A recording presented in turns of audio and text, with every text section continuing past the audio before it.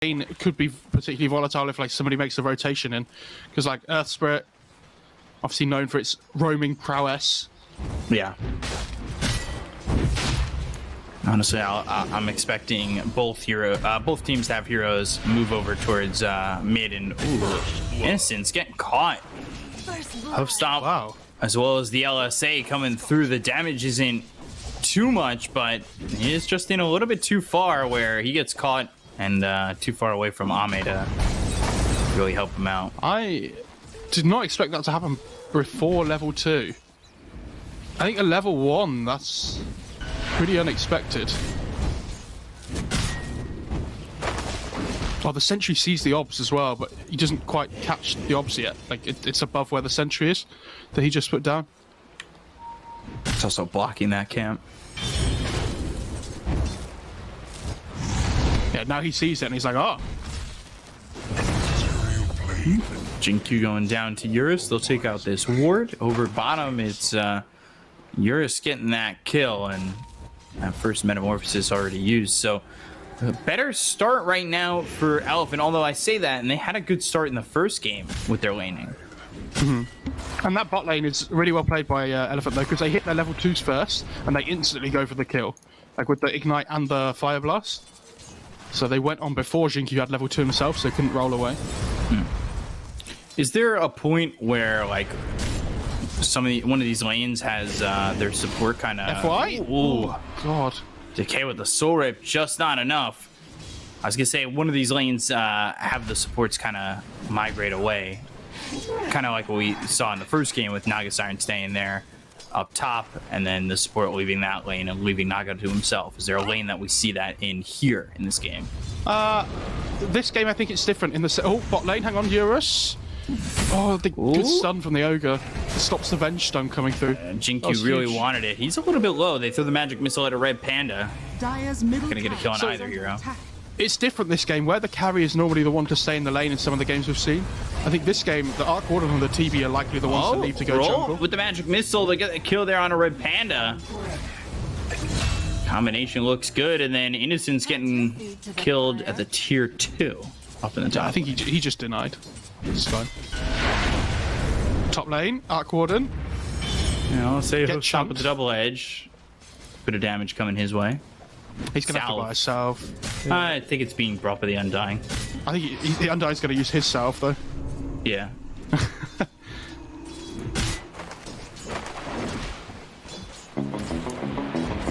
And over mid, Pugnet 14-3 to the Shrax 17-4. So nothing to say, doing a decent job up to this point. Yeah, this mid lane's pretty even though. They're both trying to just trade farm. This Pugnet's doing maybe a little bit worse than I expected him to, but... Ooh, Lesh gets a haste rune. Somnus is going to be in a lot of trouble. Damage from the Nether Ward. They've got the Diabolic Edict. They'll get the kill, avoids the LSA, but the stun comes out from Red Panda. Can they trade? Nothing to say. One more right click from FY is the finishing blow. Innocence comes over. Jinku hit with the LSA. Sorip keeps him alive. Roll out onto FY. The damage being done isn't going to be enough. Innocence has Decay if he wants to turn. He doesn't have Soul Rip, so all he can do is throw a Decay, and that would be it. And he hits it on FY, who gets really low, but doesn't end up dying. FY is playing really on the edge of this game. It's great to watch. 1K lead here right now from Elephant. Look at TB, 32-9, having a great time. Masih ada magic stick. Magic missile panik karena pandanya pandang dikit mungkin rolling ball. They don't really pressure the TB that well because of like how much armor he has to work with. It's like this wave of terror spam just doesn't do a huge amount. And it's great they kill the Pug in the mid, but if the Lesh had survived, it would have been amazing. But like without the Lesh living, it's a good kill still, but it's not. It doesn't feel anywhere near as good. Throwing their bodies, looking potentially for the Leshrac with the pressure coming under the tier 1 tower. They really want the catapult to be coming under the tower here, but they've kind of like messed up the wave a little bit. 3 heroes mid for Elephant.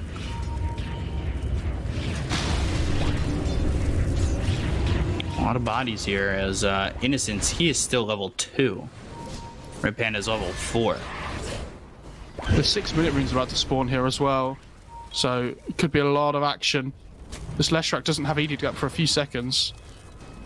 And getting it on this rune is going to be off. very difficult. And it's an arcane rune.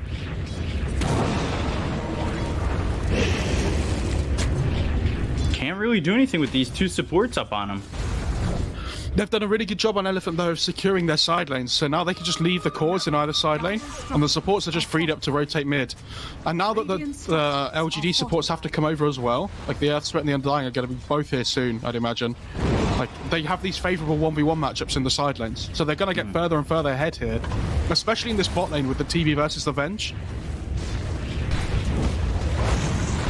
And they fight into this. Stun comes out onto Innocence. He's going to die first. They get the kill onto Somnus. The trade that they're happy to take. Faith Beyond comes over. He's level 6, ready to go into FY. The LSA hits on 2 of these heroes, but it's not going to matter. They get the kill onto Somnus as well as FY. And maybe look over for Red Panda. They do have chase potential with Jinkyu coming in and lining up the rolling boulder. Faith Beyond still here as well. He's caught the swap. Not sure he'll need it. Magic Missile. Red Panda in trouble. Make it a third. 3-0 in favor of LGD. As they rotate in the offlaner of Faith Beyond. Yeah, good rotation by Faith Beyond. But at the same time, it's like, as soon as the Lesh hits level 6, this fight's completely different. Because when you get Pulse Nova, like, everything changes, right? Like, your damage output just goes off the charts. Dire's middle tower. Oh, Royal Jelly for the TB. Is that the TB? Hey, who picked it up? Oh, it's a Dire Jelly. I'm surprised it was odd that didn't say. Yeah. I'm glad that wasn't just me that didn't get... It didn't see who it was. Yang is level 6, so he's got that Stampede now.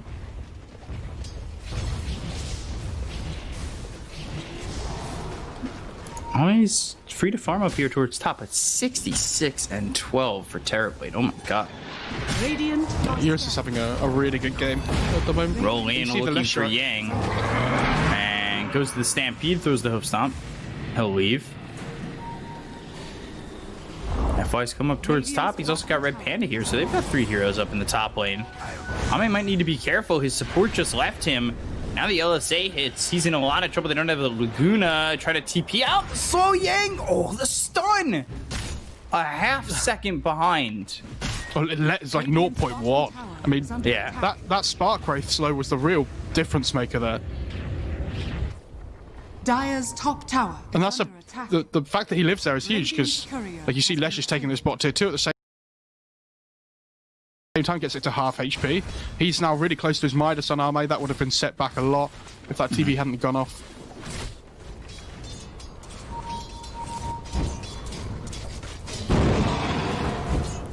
And this Leshrac, considering he got ran at over and over again in the mid lane at the start of the game, is doing really well.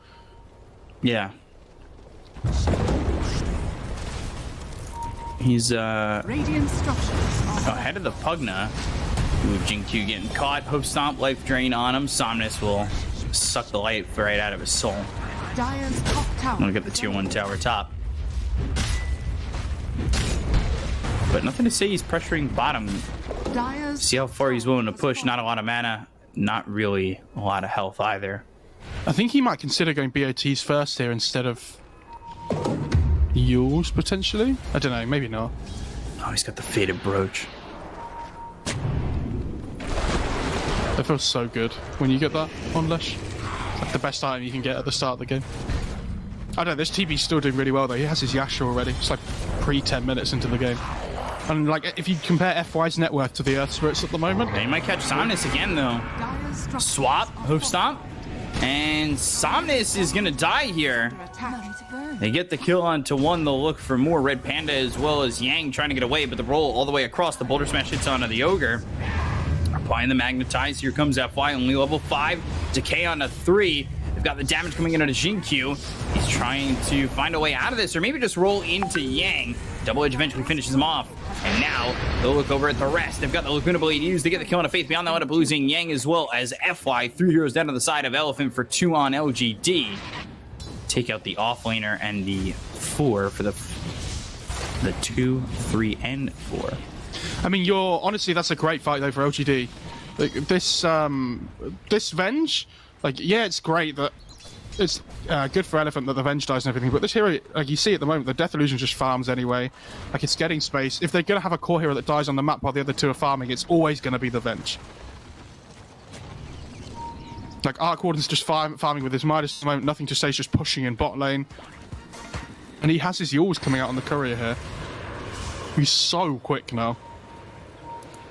410 movement speed. Still, though, the TB, 1,000 gold ahead of the Shrek, and then 1,500 gold ahead of this Arc Warden, who does have the Midas now and going into the Maelstrom. So the catch-up potential is there. I think the big thing for me this game is that Somnus. And now Red Panda gonna follow. I think that's the big thing for me, is the fact that Somnus has died 4 times. Yeah, I was gonna say normally this Pugna hero, it's like really good against the Arc Warden, because where most heroes can't really push against Arc Warden because they don't have that way of dealing damage to towers without doing physical damage with attacks. Pugna's completely different. So if this hero has a good start to the game, then like you would really start to feel the pressure being applied. But because of these early deaths on the Pugna, they're not as farmed on the hero as they would like it to be right now, so it's not able to offer that like same level of pressure on the map. It's not necessarily the Pugna's doing badly at the moment, but it's just not doing as well as it potentially could have been. So what does he have to do to really up that performance and give a little bit more to the team at the moment? Should he sit back more and try to find a little bit more safer farm? No, because you want to give all the safe farm to the TB is the problem. Like, he's taken the top tier one, he's taken the mid tier one, which is the two most important things, right? I'd quite like to see him play top more, and like play into this top area of the map while either the Lina or like the Ogre sit bot or something and just shove in the lane against the Lesh. But the problem is, you need to be able to defend your bot tier 2 from the Lesh just running in with Edict. So it can be difficult.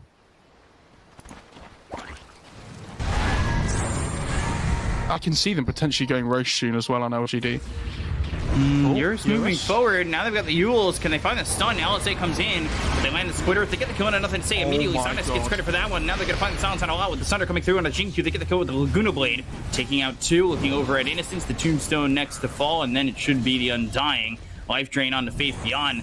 Very good fight for Elephant. Can they cap it off with the +1? LSA lands, and they should do so. FY with the double kill. 4 heroes gone to the side of LGD.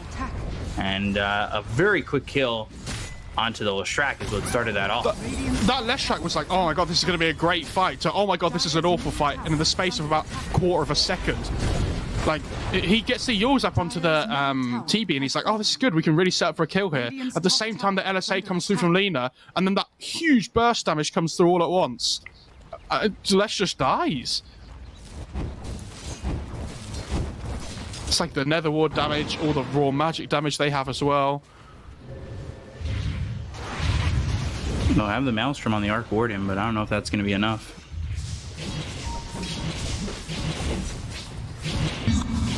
And all of a sudden, where they've been keeping up okay with the TV, with the Lesh, to try and be able to deal decent amounts of damage to him, he's 2k net worth ahead at 14 minutes into the game. And they're finding a lot of stacks that were made for the Leshrac.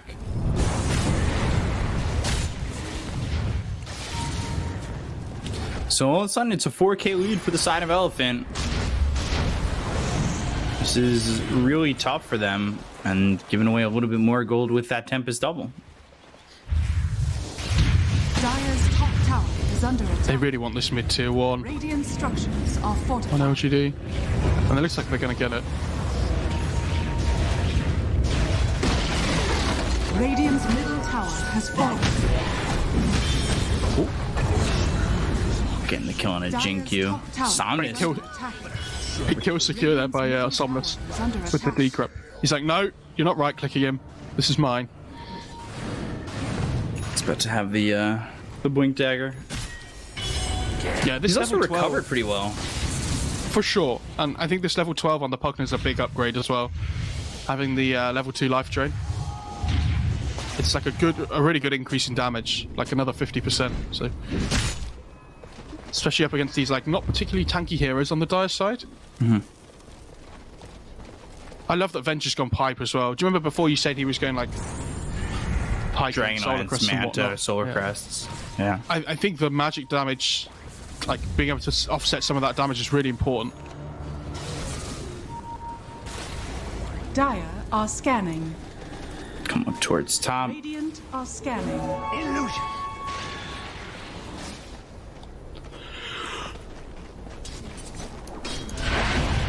You're just gonna try and take this tier 2 tower in the top lane. Dire structures. He's going for the Scotty. He's almost finished for it. He's 2,000 gold away from that. You're going Mjolnir on Ame, who almost has the Hyperstone. Oh, Good way to use bottom. Nether Blast is there. They'll finish off Innocence. Another kill for Sinus. He's now on a killing spree after starting 1 and 4. Yeah, great trade for Elephant. LGD didn't expect that because they assumed that Elephant would be just all together grouping up this, like pushing this top tier 2.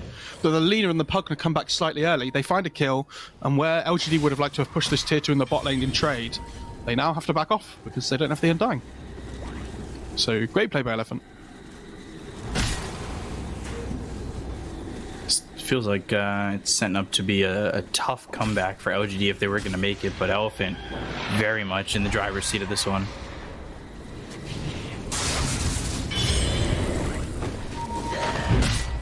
TB's just so farmed it up to this point.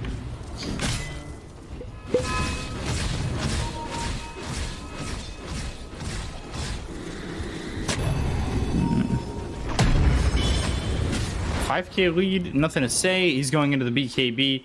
Yule's bots BKB. Might be ready to fight once he has that, and then Arc Warden about to have that Mjolnir.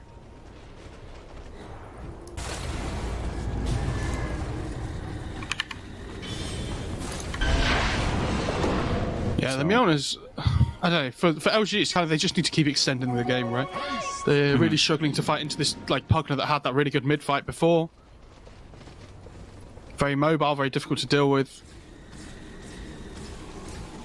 And it's different from the Leshes that we've normally seen from LGD, where they start running at towers at like the 5-minute mark, right?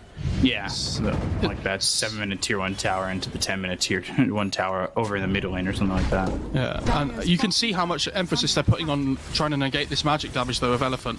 It's like the Pugna, the Lina, the Ogre, even the Centaur as well. They're going pipe on the Venge, they're going BKB second item on the Lesh, which is something we haven't seen a huge amount of this tournament.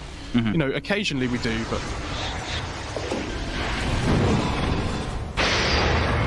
Oh, mid lane. Oh god, they've already got the Undying. Little Stampede. They've killed off the Undying a couple times. Not the worst thing, but not really amazing with Innocence, just not having a game at the moment. He's max Tombstone this game, Tower is under attack. by the way. Yeah, I think that's fine though. It's okay. This Undying Well, no, just though... making note of the fact that, you know, he did max the Soul Rip first last game. Dire's bottom tower has fallen. The Eurus is so scary now though. Like, it's not even just a normal TB, it's a TB with Bloodlust. I think they just start heading over towards the Roach Pit relatively soon. Like, look for a pick-off, get the Aegis, start chipping at high ground with the Pugna Blast. That's like their 1, 2, 3 Book of Go. That's what I'm gonna name it. It's not a full-size book either. That's like one of those small books you get somewhere. The Book of Go.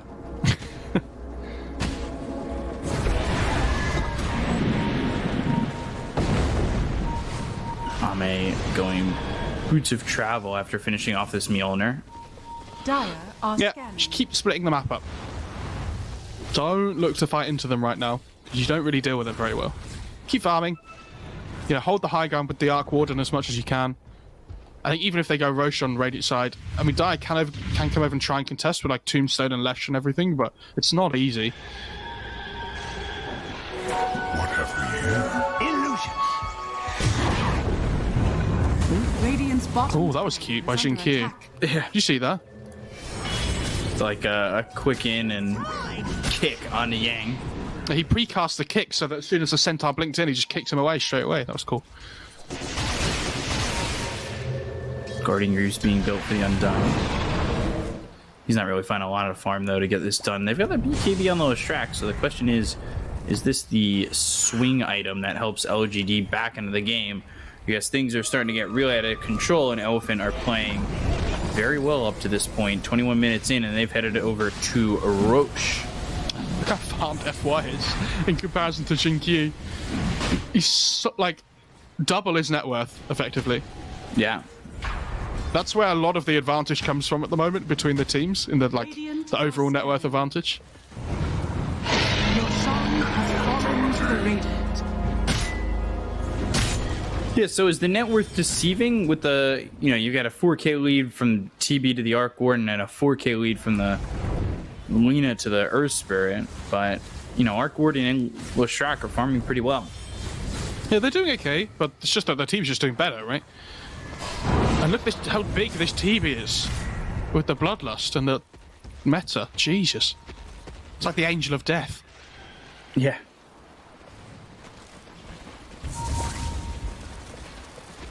Could put the lamb's blood around your door, try to make sure that the Angel of Death doesn't get you. Found Somnus. They'll have the stun. They've got the roll in. They get a quick kill onto the Pugna. 3x3 going the way of Jinkyu. Somnus didn't get the memo. I mean, the rest of Elephant are just playing down towards this bottom side of the map at the moment. Stuck around a little bit too long. It happens, but that kind of slows down the timing of that they can use this Aegis, right? But for the next 30 seconds, they can't really do a huge amount, so LGD can look to try and smoke up, potentially make something happen, or just deal with their lanes. It's something to note, just because, you were talking about it. What they want to do is kind of slow siege a little bit on these towers with the Nether Blast. What does Terrorblade have coming out on the courier? Ooh. Oh. This BKB Skadi makes Lesh's game absolutely horrible. He does not want... Like, Skadi as TV against this range core feels horrible for Lesh. Like, DP and Lesh, I think, are the two heroes that suffer the most from it, because they require on their mobility a little bit more than, like, other range heroes. But also, the BKB means he's not going to be able to get his damage out on the Lesh. So it's kind of like... Oh, I just need to kind of like kite out the BKB duration at this point. They're going to try and make a move, and look at the stun. They've got the Laguna Blade. Even with the swap, they're going to go in on nothing to say. Can they get the kill? He pops the BKB. He's trying to maybe run from this one, but the damage coming up from yours. They get the kill on nothing to say. They'll look towards the rest. And the Arc Warden's Tempest Double is taken out. They've got the Life Drain to save Yang. Without the Leshrac, this is a little bit difficult. And not only that, but he already used the BKB. Rules LSA landing onto the Venge, and they'll have yet another. They also killed off Innocence. Looks like they might just finish the game right here. Yeah, great initiation by Yang, though, onto the Leshrac. And like we said, as soon as the Skadi slow starts to apply to the Lesh, he can't get out anymore. Like, that's him just done for. He uses the Yules to try and, like, slow everything down a bit. But this is going to be 2 sets of racks. It's just so cleanly. Really well played by Elephant. And the TV's just going to town. Yeah.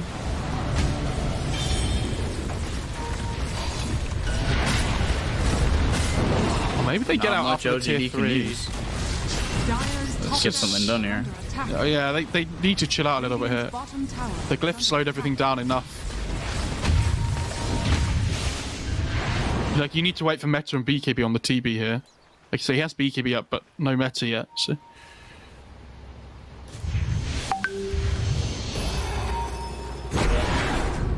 So very quickly, a 12k lead for Elephant.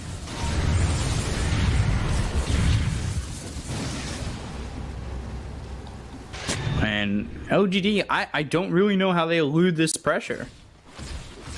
Or alleviate this pressure. Alleviate. It's all the same. Mid lane. Yang here with the magic missile. Very tanky though. We'll see if they're able to get the kill. They've got the magnetize, and now the damage with the Pulse Nova going. Ame gets that one, and they're looking to reach even further. Red Panda nearby, 4-staff back. He's spotted finally. Boulder Smash, Geomagnetic Grip. Roll coming in once again. Jinkyu is all over him. That was really impressive. Yeah, watching Earth Spirits with good spell usage is... Oh, it feels so good. I mean, I was really impressed with that. What have we here? He's getting towards his BKB as well, which is going to help. But Yeah, the Lesh is the one that I'm really worried for here. Because the Lesh is going to be the one that gets focused first every single time by the TB.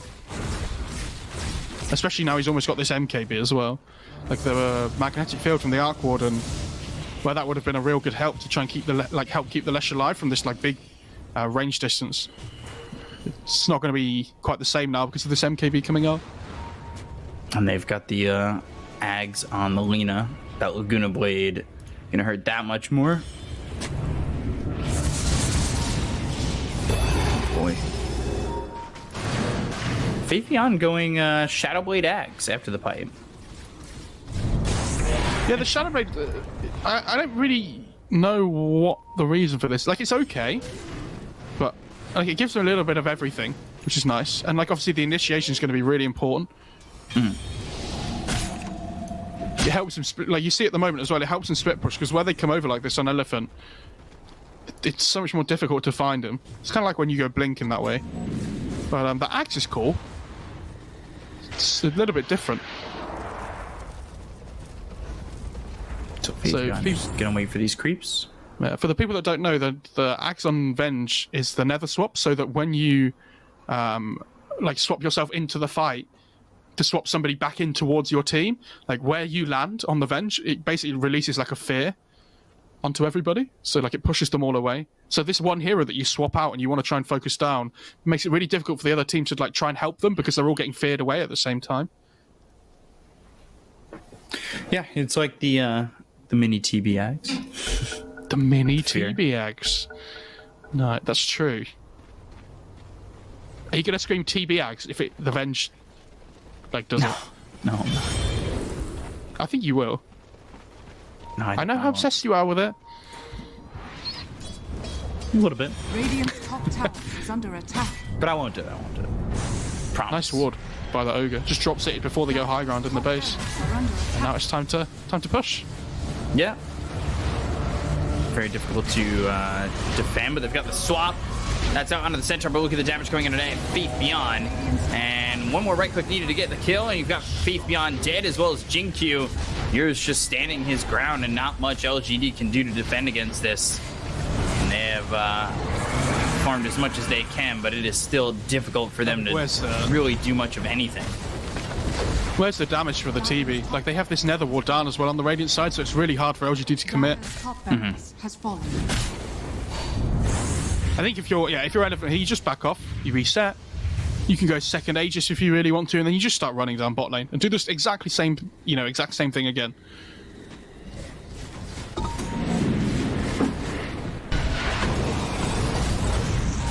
I mean, the Venge did the right thing as well. Like, the Centaur's the hero that you have to try and find first, especially before the Axe comes up, because if you don't go on the Centaur, he's just going to press Stampede and then they run away anyway. Like, you can't swap the TB in, for example. It just wouldn't work. Well, why wouldn't that work? Because then the Centaur just presses Stampede, and the TB presses BKB, and then TB just runs away. And then your Venge just dies for no reason.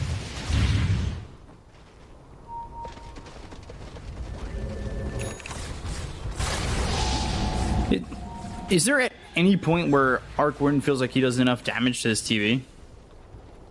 He has MKB, so he does a decent amount, but not at the moment. You can't. I like the Hex though that Arme has queued up next, because that's the kind of play you can make then, where you precast Hex before the Venge swaps, and then the TB wouldn't be able to get BKB off, for example. Magic Missile, Wave of Terror going into the Ogre. This is just the Ogre. Good blink. Two-man hook stop coming through onto the bench, as well as the Leshrac. Magnetize comes in with the BKB popping nothing to say. He's trying to run, pops that Essence Ring. They've done a lot of damage on the Essence and should finish him off in just a second. They get the kill and nothing to say, as well as Faith Beyond. They're taking to the third, and now things falling apart for LGD. FY, he'll fall to Jinkyu, who rolls onto the Ogre, kicks him away. Yang ends up dead to Ame. Not exactly terrible so far for LGD. Yeah, decent fight. Considering, all things considered, how it started as well, with the Lesh just getting 100 to 0'd. But that's the best fight they could have found. Like, it was before meta was up, which is great. Like, they took them by surprise, which is great. But they still end up losing the fight overall. And now going Elephant into Roche. Yeah, they just go into Roche. Because like as soon as this TV has meta up again, they know they're like incredibly strong.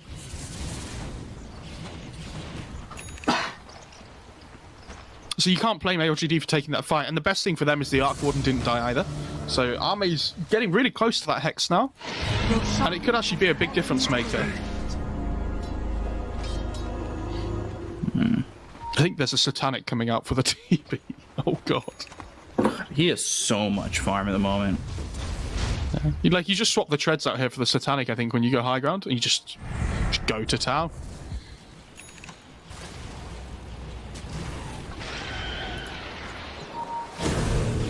Close to this Hex. What about Lashrak? I know he wanted to build one as well, but he's moved over to the Octarine core. Yeah, I mean, as the TV BKB gets lower and lower, the fights get slightly easier for LGD, but again, like, this TV is still just absolutely destroying the Lesh every fight at the moment. Yeah, and his BKB is 10 seconds, so... It's going to be a long time until that BKB is lower. the The Terrorblade BKB's 8 seconds at the moment. It says for showing me. 10 on my screen. Oh, God. Interesting. Visual bugs. Gaben SOS, please. We've talked about how, like, there's that... sometimes people see different armor values and all sorts at the moment. Look at Faith, we had nothing to say, by the way. They're waiting to try and find the Lesh at the start of the fight. Sorry, the Pugner. Yeah, they're going to try and get Somnus. Luna Boy comes in. Somnus is surviving with the Essence Ring, but they get the kill onto the Pugner. They'll look over his Faith Beyond as well as Nothing to Say. End up dying for the kill onto the Pugner, who buys back into the fight. They'll get the buyback coming up for Nothing to Say as well as the Undying. Now Lena in some trouble on top of FY, but there's the life drain coming in from Somnus, who bought back into the fight and is now here because he's got the boots of travel to find his way back in. Jinku goes down to Eurus. And now onto the high ground they go. Arc Warden caught one more shot. They've got the life drain with the Decrepify. He'll buy back as well. He was close to that Hex. They've lost Nothing to Say for another kill here for Eurus. He's got the old kills for the Rampage. Goes and looks at Innocence, takes him out. And it's a Rampage for Eurus and a GG call for LGD. So Elephant will even this series up. There's the double Rampage. And it's one apiece. Yeah, really well. I mean, Eurus hasn't died the whole game on this TV. He kind of just did his thing the whole game, right? And this bot lane didn't really pressure him at all. You know, the Ogre gets freed up to move across the map while the TV jungles. I think the Lesh, considering how his game started, recovered quite well. But yeah, eventually gets to this point in the game where TB gets, like we saw, Manta, BKB, Scardy. And then the Lesh's game is just awful. Like, it's so hard to play. And they, again, LG did exactly the right thing in that last fight at the start, where they hid and they tried to find the Pugner first, because the Pugner's the hero that you have to get. Like, the save that constantly comes out with, like, Decrep, Life Drain, etc. You're not going to kill the TB ever in the fight if the Pugner's alive. So, especially when he has the Aegis, they did the right thing, but they're so far behind by that point, it doesn't matter, because TB just wipes the floor with everybody. Yeah, so Eurus ends up 14-0-8. 7-6 and 17 there for Somnus on the Pugner, who started that game 1-4. So after that point, he ends up going 6-2. He had a really good recovery over mid after getting pretty much targeted quite a bit. And then really the standout for me, I know Eurus had a perfect game, but FY 8-3 and 14. He ends up really doing a lot in that game, and it looked very impressive from him overall. Yeah, FY had a great game. I mean, he was always finding the kills. All these really early rotations to mid as well were fantastic. So yeah, really I like well that it's done. 1-1 though.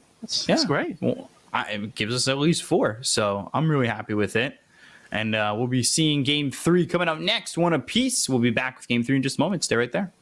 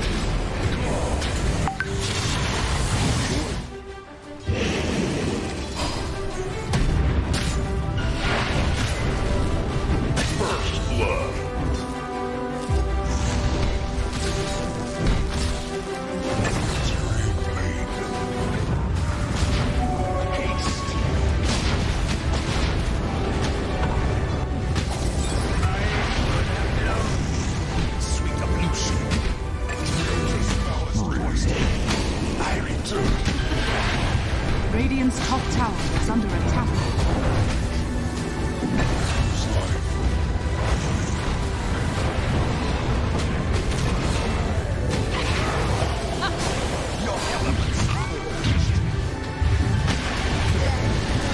Radiant's bottom tower has fallen.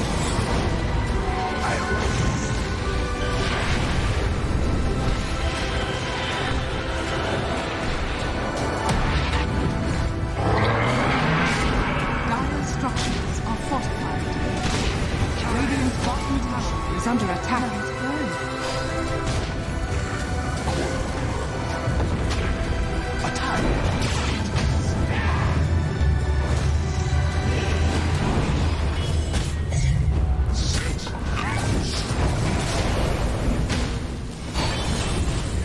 Dire's current.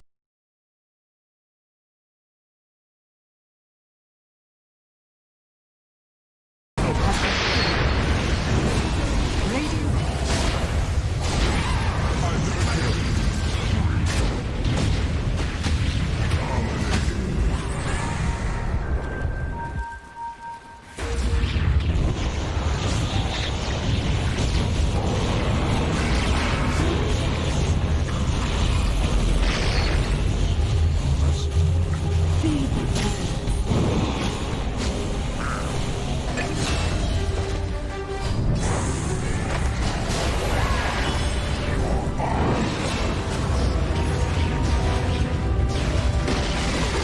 Radiant's middle tower has fallen.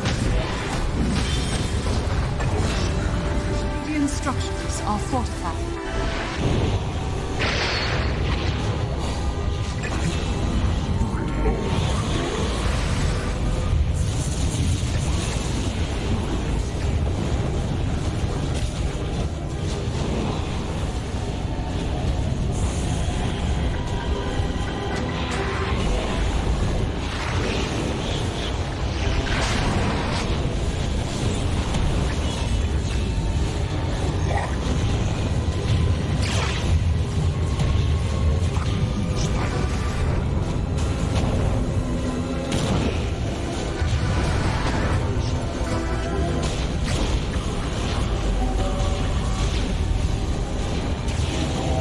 Radiant's top tower is under attack. Radiant structures are fortified.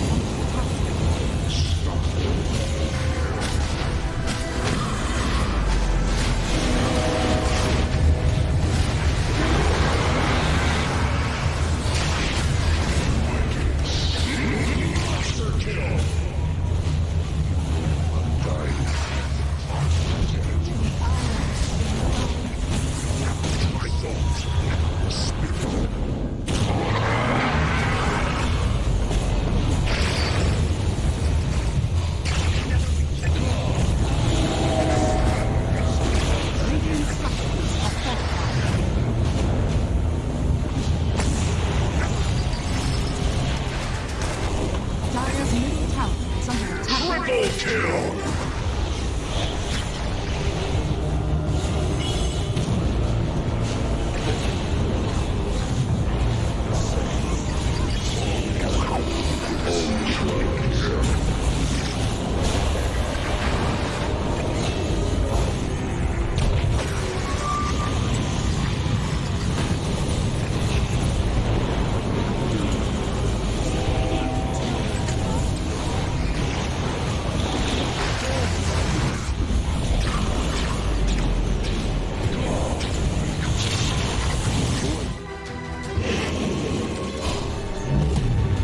All right, welcome back to the OGA Dota Pit Season 4 Grand Final between LGD and Elephant. We're even here at 1 and getting ready for game number 3. So, LGD take a long-winded game number 1, and then Elephant come back with a much quicker-paced game number 2. So, we'll see what we get in game number 3.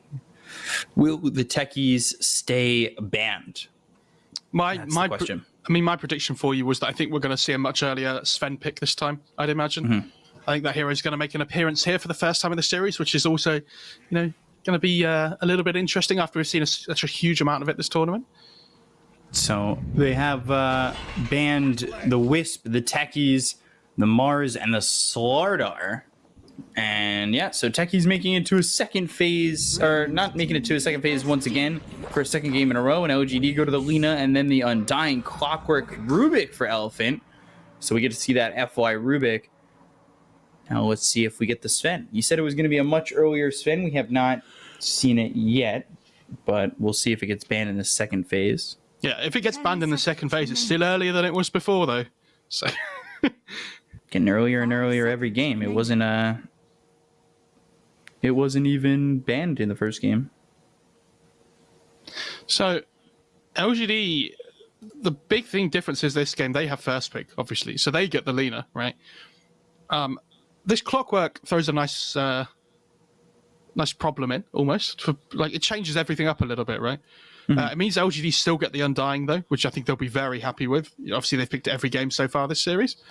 But I think FY Rubik, we've seen this time and time again. He's incredibly good at it. But Clockwork Rubik, team ban. decent support duo, I think. PSG.LGD's turn. Yeah, I like it. Ban. Wouldn't be surprised to see it in with like Centaur again for Yang. That classic lane of Rubik Centaur.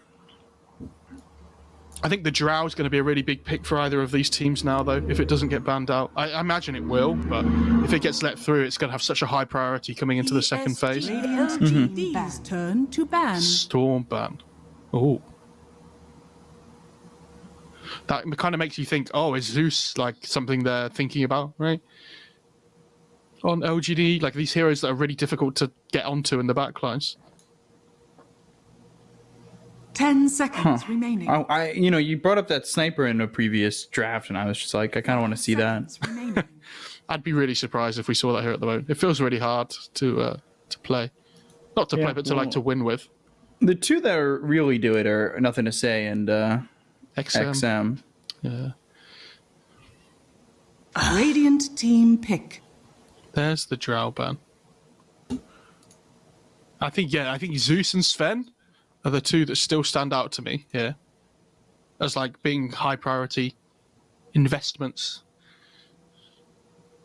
Because both teams have probably got their support duo at the moment. Like it could be, LGD could play the Lena mid, of course. But...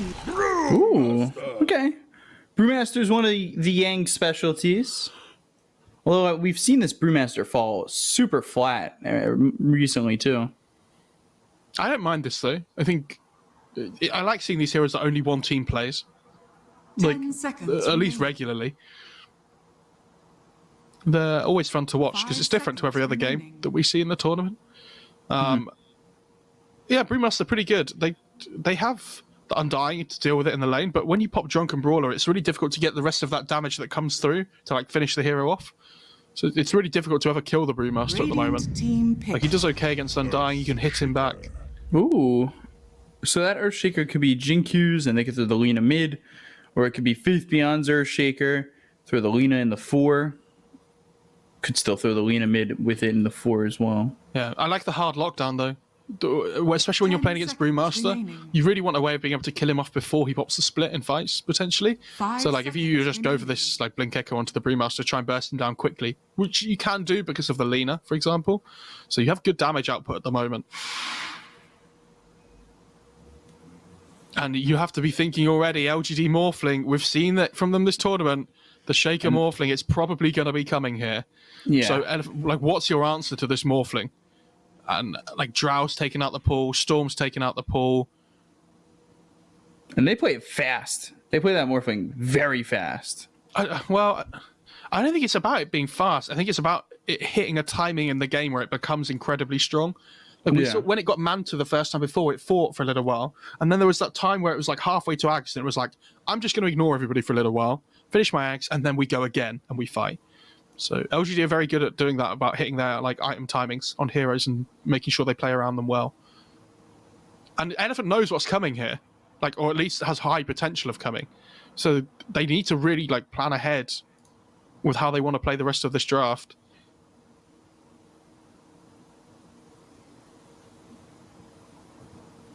It's the fact that they can play Shaker Morphling, but they also have two people that can play Shaker.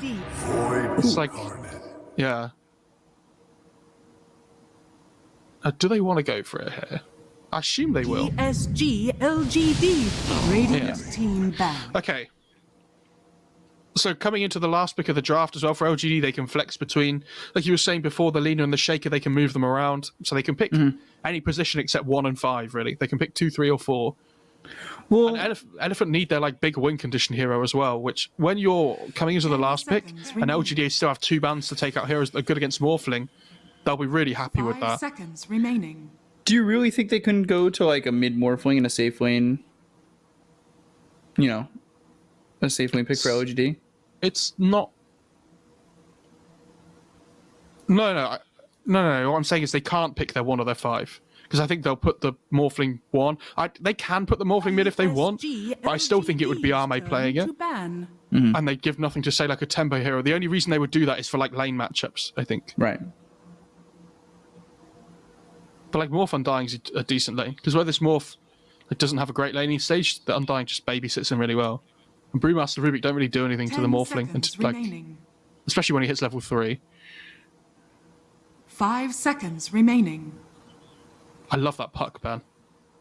I think that would have been really good because that could have been like a Faith Yan hero as well potentially, and it makes Void Spirit's game really difficult. Ban the anti-mage puck. Couple of jump heroes from LGD in the Storm and the Anti-Mage. I wonder what they're going to go for. Would Zeus still fit the bill here? For LGD? Yeah. It's okay. They have gap close though because of the Void Spirit, so maybe it goes down in value. I like the Spectre ban. Like something like TB, for instance, they don't really care because Morphling has a good matchup against him. Like you can go E-Blade if you really want. Obviously, you have the Morph to be able to turn into the TB before you get Ags. I don't know, I think there's like such a small pool of heroes that they can pick on Elephant that do okay here. PSG.LGD's turn. It's a good DP ban as well. I mean, these two teams know each other so well. Like they've played with each other before. They know each other very well. Like they've played against each other a lot.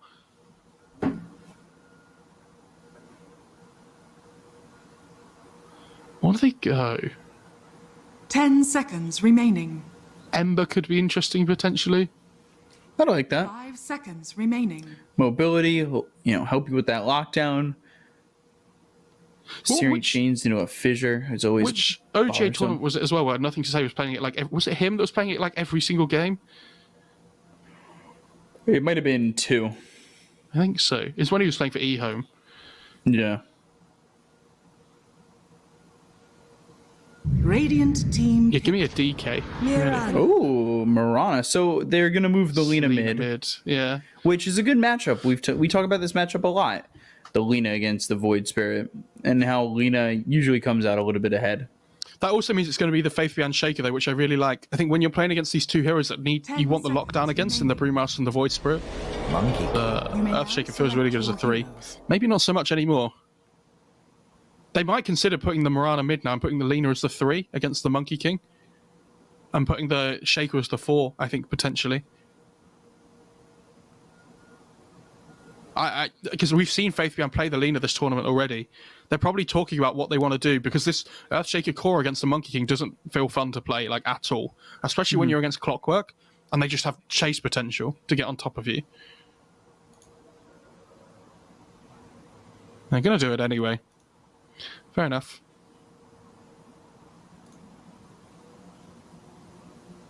So we'll have to see how this Mirana does.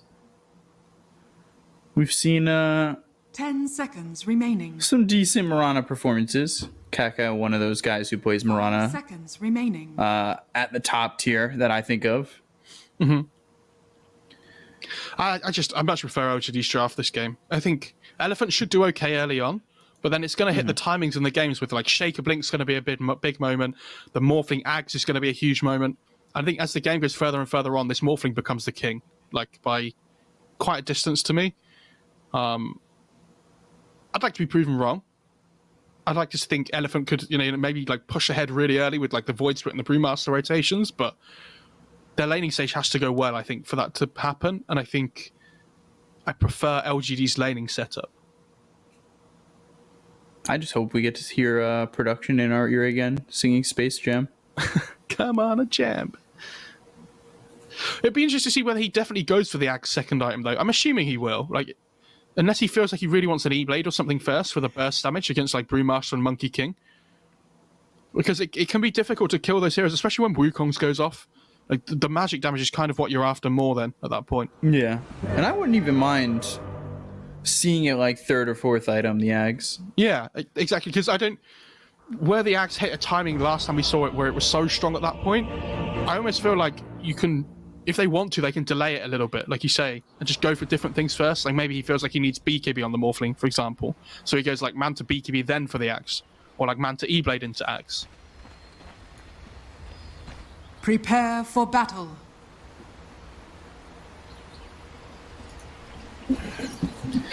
So let's get into game number 3-1 apiece here. I like that. Nobody's looking for game, set, or match. Or end match, I would say.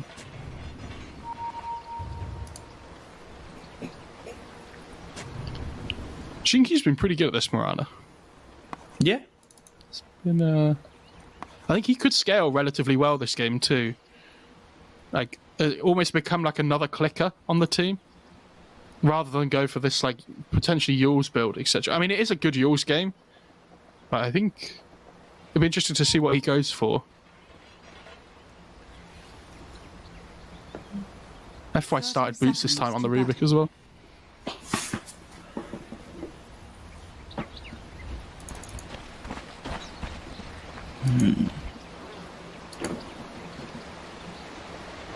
So let's see how these lanes are.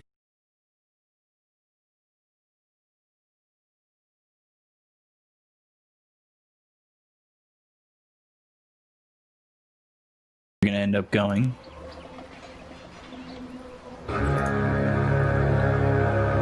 I'm ready to start up towards top. You got 3 heroes bottom here for LGD. Nobody's gonna come over and risk being hit by this arrow.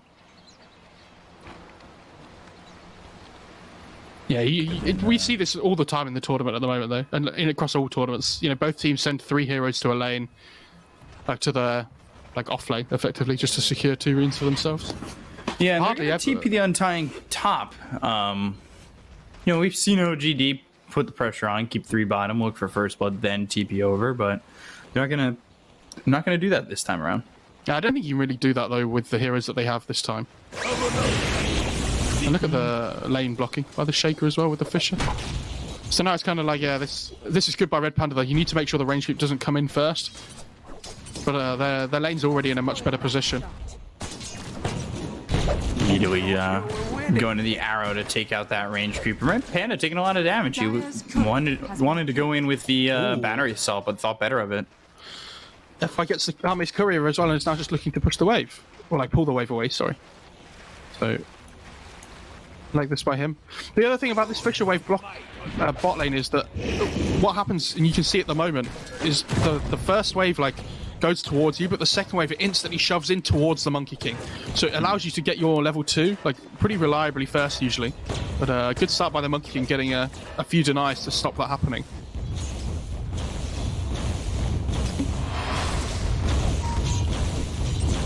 So here's what's interesting. Jinq taking priority in farm. No, what? Oh. Yeah, he's taking priority here. But this is what we were saying about it being a really hard Shaker core game against this Monkey King. Yeah. But maybe this is what they... You know when before they picked their heroes and we were talking about maybe they put Lina offlane, etc.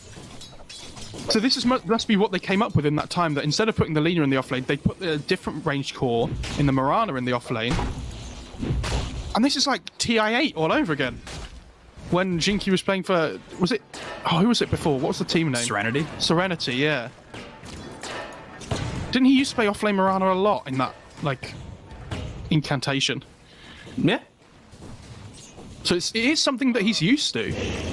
Look at this mid lane CS though, for nothing to say. This is why they wanted the Lina mid. It's crushing right now.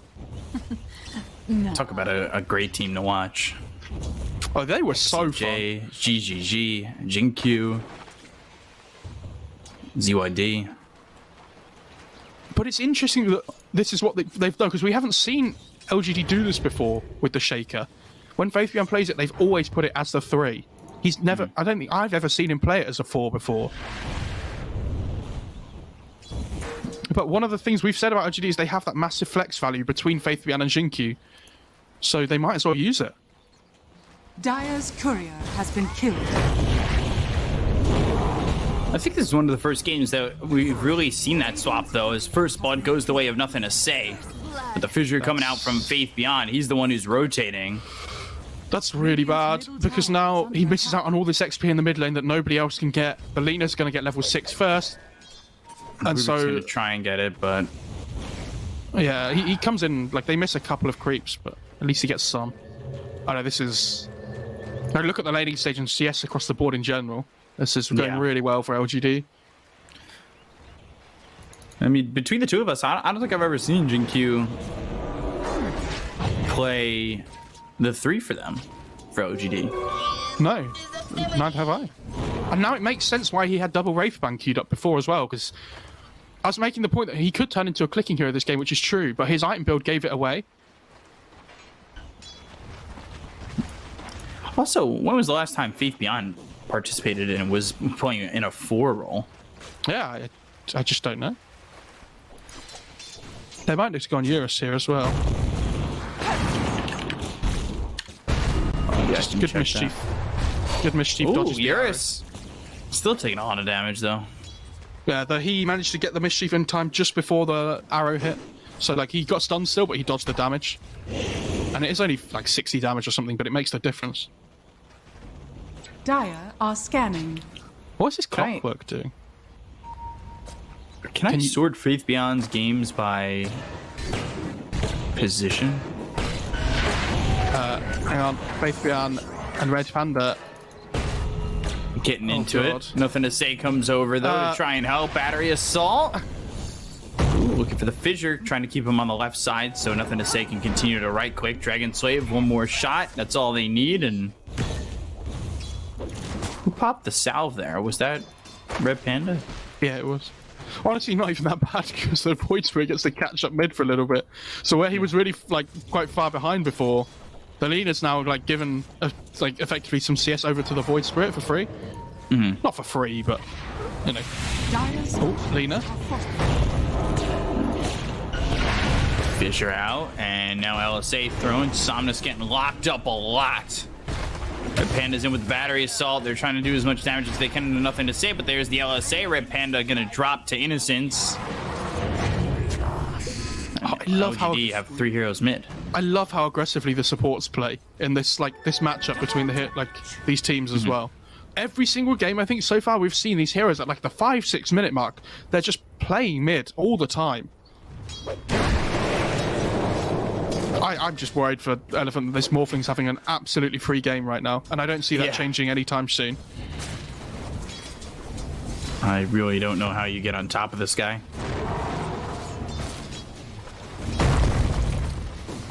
And this Marauder build is so good against the Monkey King. Like, he goes for these like raw stats and raw right-click items, so he can just like punch the Monkey King in lane whenever he gets given the opportunity. Just do as much damage as possible. It's picked up for both the Morphling and the Monkey King. Lena sitting here level 6 has Laguna available, just doesn't have the mana. Now Ame up top. We've used the Primal Split. They'll bring over Faith Beyond. Ame should be safe. Don't really know how they expect.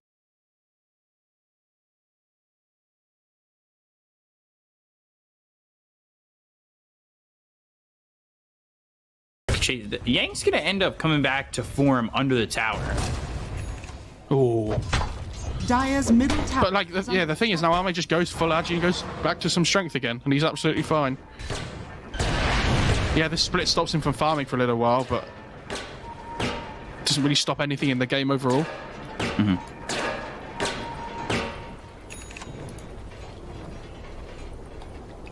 Look at that. Coming in, Somnus as well as Red Panda just trying to find something in the triangle, but they don't find anybody.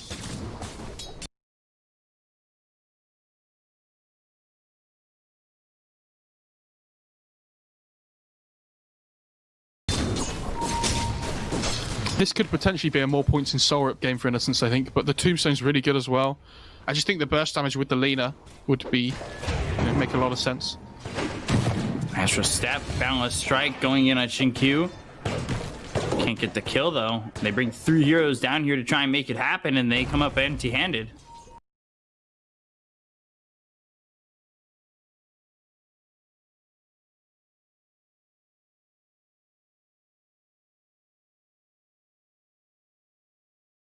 Yeah, but at the same time, like at least FY is managing to do his own thing. He's, you know, only up 400 gold in the top lane. Eurus is, for the most part, remained pretty untouched bottom. The way you need to look at it, though, is what point in the game is it going to change so the Elephant can kill the Morphling? And they need, like, a Spirit Vessel, for example, right? Which Yang has been known to go on his Brewmaster all the time. Yeah, he's got the urn, which is great. But they need, like, the instant lift disable on the Rubik. They need a hook shot on the Clockwork, you'd argue, as well. Fish on a Red Panda. Puts out the Battery Assault. Not going to do anything. He's only sitting level 4. Innocence, though, I say that, and Innocence is only level 3. And it's about to come up to the 10-minute mark. Denies the Tombstone Telekinesis on Innocence. Q feints the arrow. Thought about it if anybody was to go on the Undying. It felt like he was baiting himself anyway.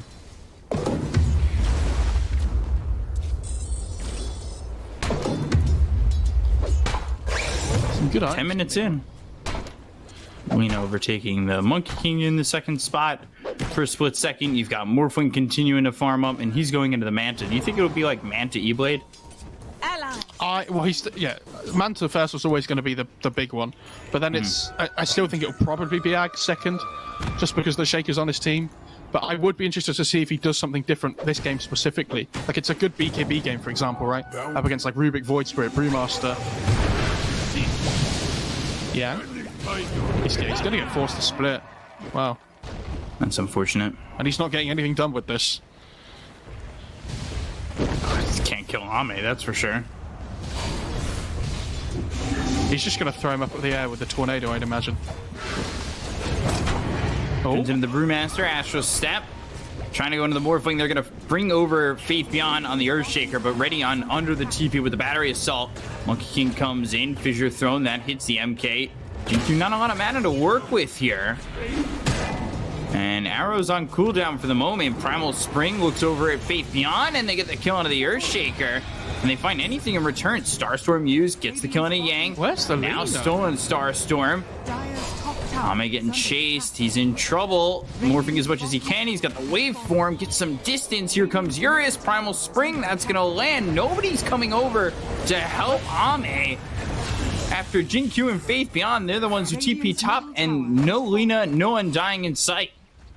Oh, this is so worth it for LGD across the board, though. Like, so I was wondering why Lena wasn't TPing top. She didn't have TP, so I don't know whether she just TP'd mid or something to push out the wave. But they get the catapult. Elephant bring up 5 heroes up top, and they still trade evenly in kills. Like, they're going to get this top tier 1, which is great. But if you look at the net worths now, yes, Ame died, but like, the Lena has now managed to catch up because she's had like this absolute space in the mid lane. Like, they get the tier 1. Undying's managed to get a little bit of farm in bot lane as well. He didn't have a TP either. They're going to start making stacks on the Ancients so that the Morphling and Undying can take them between them. Like, you just drop the Tombstone effectively, and the Morph doesn't need to tank the Ancients. Dire's middle tower is under attack. Only a 1 kill lead at the moment. Lena has the Yules ready to go, though. And here he goes. Let's take those Ancients, baby. Tombstone down to help with this.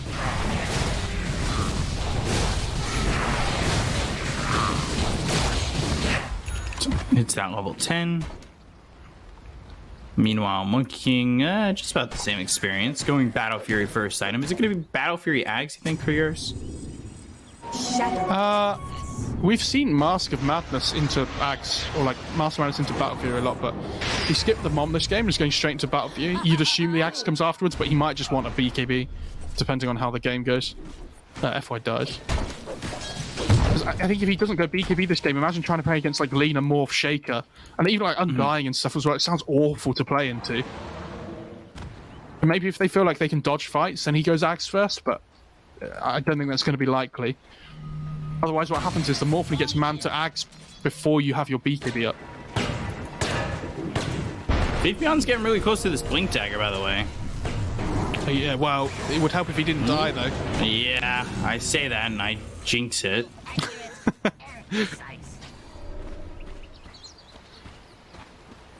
Oh, I love that even as a core, Xinqiu's building yours. It's such a good game for it. Like, when you play against these really maneuverable and difficult to catch heroes, like Brew, Void Spirit, Monkey King, you can just use the yours to set up for arrow. And where the Void Spirit would normally be really mobile with, like, the Dissimulate, the Astral Step, whatever, it's impossible for him to play it the same way.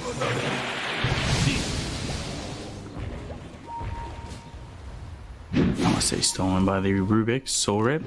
Alright, nothing to say coming over, and All the yours. let's see what they can get. They landed the arrow onto Red Panda. Laguna Blade to finish him off. There's a kill for nothing to say. He's 3-0-2. 105 CS under his belt. I will say that Yang has a vessel now on the Brewmaster, so Morphling's game, they have this small window where he could be threatened, but he's getting closer and closer to that Manta. It's like just over 1,000 gold away. Faith Bian. I think he used Echo on Somnus there. Yeah, he did. Not sure that it's gonna feel too great. TP Yules. And the arrow, they've got the tombstone down. Somnus in trouble, no astral step. So he's looking pretty dead to rights, but I say that he's jumping around trying to make some space, and eventually he does fall. Primal Split coming over, nothing to say. He gets stunned up. Starstorm coming through. Red Panda taking a lot of damage. There's the Balance Strike as well as the Wukong's command, but it doesn't hold this Lina close by. Instead, Yang going to continue to chase, and finally we'll get the kill. They end up losing this Clockwork. Yang's in Yours trouble, inside the circle, and now Yang back to form. There's the Nervous on a Morphling. Jingqiu. He's getting chased. Starstorm Mischief nicely timed. Jingqiu goes down. Waveform forward. Balance Strike on a 3 with the telekinesis from FY. Slams him down onto all 3 heroes once again. Steals the Waveform. FY gets a triple. Killing Innocence and Faithbeyond. Wow. That was sick. God, he was on it there. Oh, but Shake is like 100 gold off Blink. Imagine if he has the Blink there, like how different the fight is, right? Like, it's the small timings in the game. And a great fight for the Monkey King, though. I was really worried for him that, because when he was running up into the trees and things, he had an urn on him, so he couldn't blink up, like, use the tree dance to get up into the trees. Hook shot on a nothing to say. Aether Remnant taking a lot of damage here, in some trouble. Battery assault right on him, and it looks like they might be able to get the Lina again. They've got the Tombstone down the Stone Waveform. Somnus gets the kill on a nothing to say, and Innocence falls to Yang. All of a sudden, Elephant, they are making moves. And FI manages to steal the attribute shift as well, so going to be a lot more tanky here. I love that Elephant here are making all these plays before they know LGD are ready to fight as well. Like, this Morphling doesn't have Manta yet, never mind his second item. And this is what it's saying, they need to abuse this window where they have the vessel and there's no Manta up. Like, Yang's about to get Blink now. This game's just exploded so quickly because the Lina's died twice in a row, like, without really achieving anything. And she's had to queue up BKB now instead of bots as her second item, which is not really what you want to do, but she's going to feel forced into it after these 2 fights. But, I mean, we have the Blink on the Shaken out, we have the Manta on the Morphling. Yeah, and you see he queues Axe up. So this is where LGD, they want to go back the other way and, like, try and force the fight back now, because they have their item timings. Here's the Blink Dagger for Yang. Radiant are scared. Oh, Arrow, Laguna. Quick kill onto Red Panda, but Red Panda does this. He makes a lot of space for his team. Yeah, if you had to choose one hero to break a smoke and die, I think the clock's fine. So it will be man to Ags. At least that's what Ame wants to go for. Come on, it's there. Did you just send the Implore back to base? Tower is under attack. He did. Yeah, Interesting. holding on to the poor man's shield. Why? Like, is there somebody... Did he want to give the Implore to the Lina or something? Or the Marauder? I don't know. We're on it going Lotus Orb. It's a good Lotus skin. Oh, Undying. Though we'll find the Undying arrow. Long distance hits Somnus, but there's just no follow-up to that. But again, it's like the Undying dies, so it's not a big deal. They get the D ward though, which is bigger. no disrespect to innocence, but sometimes that's just the way it is.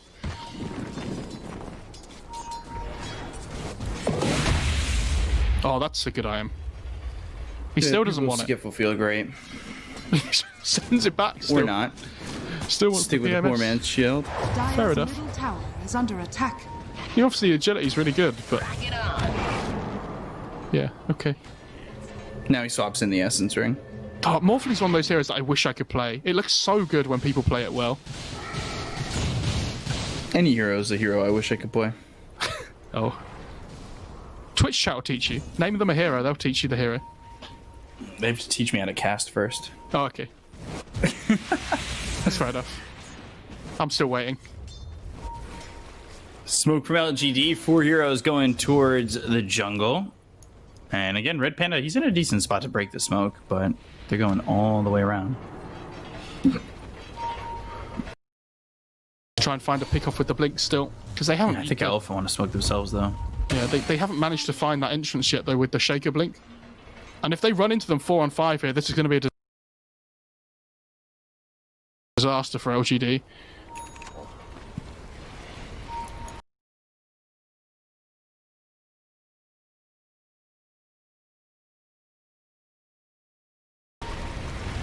So they're smoked, but they're breaking away, and smoke gets broken. Faith beyond blink.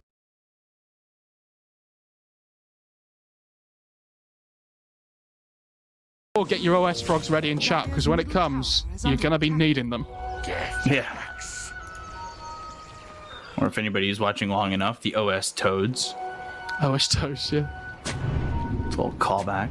Oh, the amount of people just spamming FY God after that top fight in chat is so satisfying. Oh, they Fisher and Yules at the same time. Jinky using the illusions to try and body block the arrow as well. That was, body block the hook shot, sorry. That was nice. And you see, like, as soon as they see all these elephant heroes TP bot, they're like, yeah, Morphling, you go top. Just ignore them. Like, they literally want him to just finish that axe and find the space and time necessary. And they've done a good job of doing so. Like, they haven't really engaged much. They've moved around the map, and I think in a way, LGD are kind of moving Elephant to where they want them to be.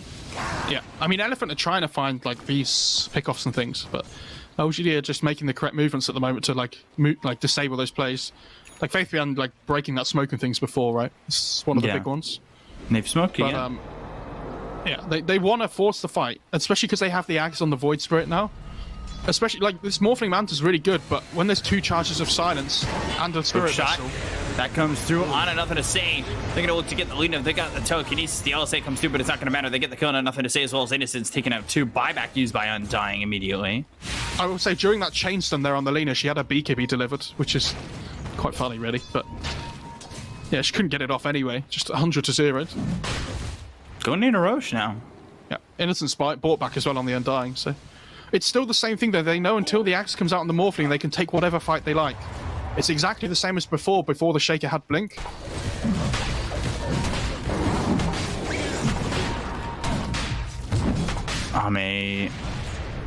Close.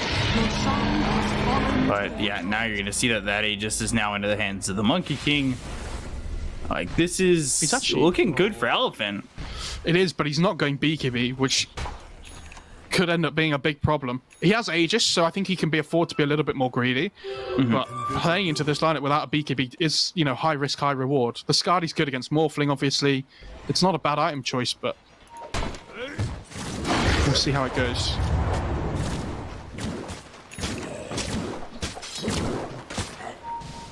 Here's the Ags.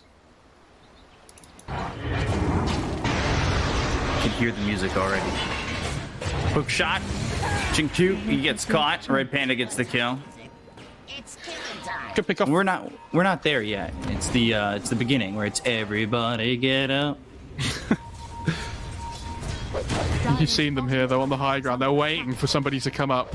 But yeah. Yang's pinging it like It's he Yang, knows. Fissure, and the totem coming down, and there's the Laguna Blade. They're trying to get the kill, but the Primal Split is used. They have the stun, the Echo Slam onto this Monkey King. Force F onto the low ground, looking for the Wukong command. The Balance Strike Great hits on the Faith tombstone, Beyond. They've got Somnus moving forward. Resonant Pulse gets the kill on a Faith Beyond. They'll take the Aegis out of the hands of the Monkey King. Going deeper with this Primal Split is Yang. Somnus getting a little bit low as he goes into the Dissimulate, trying to jump around and make himself some space. But yeah, Ame, he's doing a lot of damage against the kill into Red Panda as well as Somnus. Jing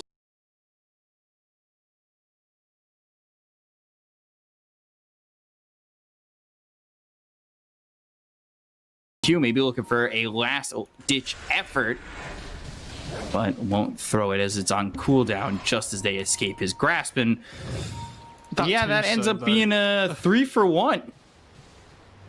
Sorry I interrupted your flow, but the urge comes too strongly. I have to say it. And the two big things there, the tombstone goes down on that high ground, just next to where the tier 1 is. Oh, Morphling. Oh, Morphling. Balance Strike. Ame getting cleaned up away from his team. A huge pick-off. Huge pick-off. That's the biggest kill on the map they can find right now on Elephant. And then see what they can do with it. I mean, this tier 2 looks nice and tasty. Radiant's top tower is under attack. That was impressive.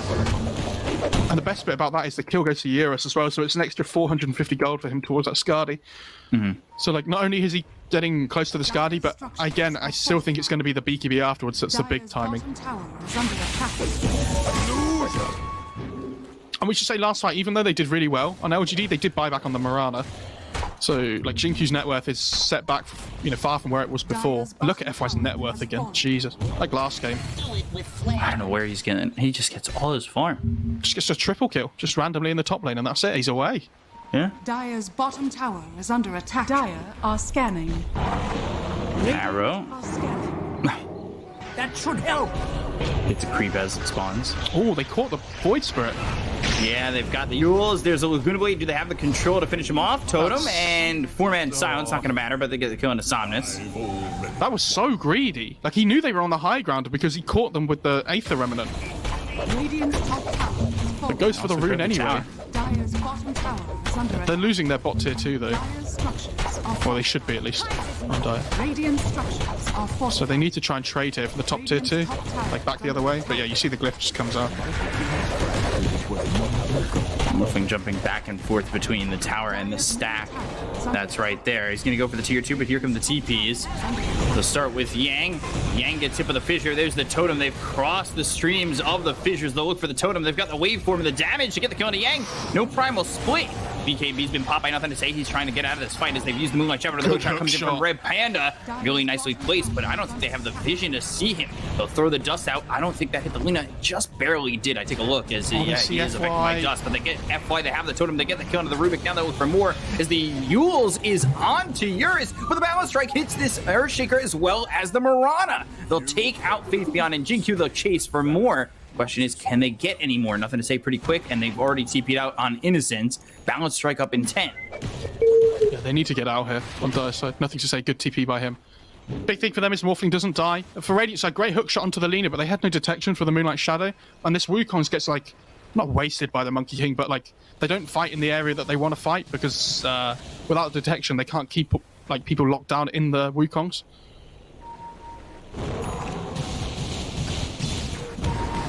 Gem picked up for Innocence. Lina going into the Boots of Travel. And then Ame, he's working on a Skadi himself. Yeah, again, I was wondering whether the Skadi or the BKB would be the thing for him, similar to the Monkey King, but I think the Skadi's kind of they're not doubling down on burst damage with it. It's still a good item against Monkey King for the reduced healing and everything. I get that, but again, it's one of those things that he'll start building towards a Skadi and then potentially he might regret not building a BKB. But the way this game's going at the moment, I think LGD aren't they're obviously not happy, but the Morphling's still having a decent time. So for them, it's we have Morphling Shaker. Yeah. I realize it's 8k lead for Elephant. Doesn't feel like it. But like, look at the net worth of the Monkey King. That's the reason. Oh, and they're gonna go for this BKB as well as the hookshot coming in with the primal split already being used by Yang. Though Gigabyte is gonna be thrown out of the Void Spirit. They've got the Wukong's command down. The arrow hits onto the Flame Panda. Get the kill on Nothing to Say as well as take out Innocence. They've cycloned up into the air the Morphling. Morphling trying to totem. Echo Slam comes through. Somnus ends up dead. So does FY. The Balance Strike hits onto this Morph, but I'm not sure it's gonna matter. Fissure on to 2. Jinkyu in. Faith Beyond dead. They'll buy back on the Clockwork. They'll try to bring him over mid, but he can only just walk forward. That fight is the worst trade, but that fight was so good by Yang. Like incredibly. You mentioned in the fight, he got the Morphling into the like tornado from the Storm Panda. So without the damage from the Morphling, when this Wukong goes out, like LGD are just they're out. Like I can't believe they managed to kill anybody that fight. Yeah, nicely placed Echo Slam.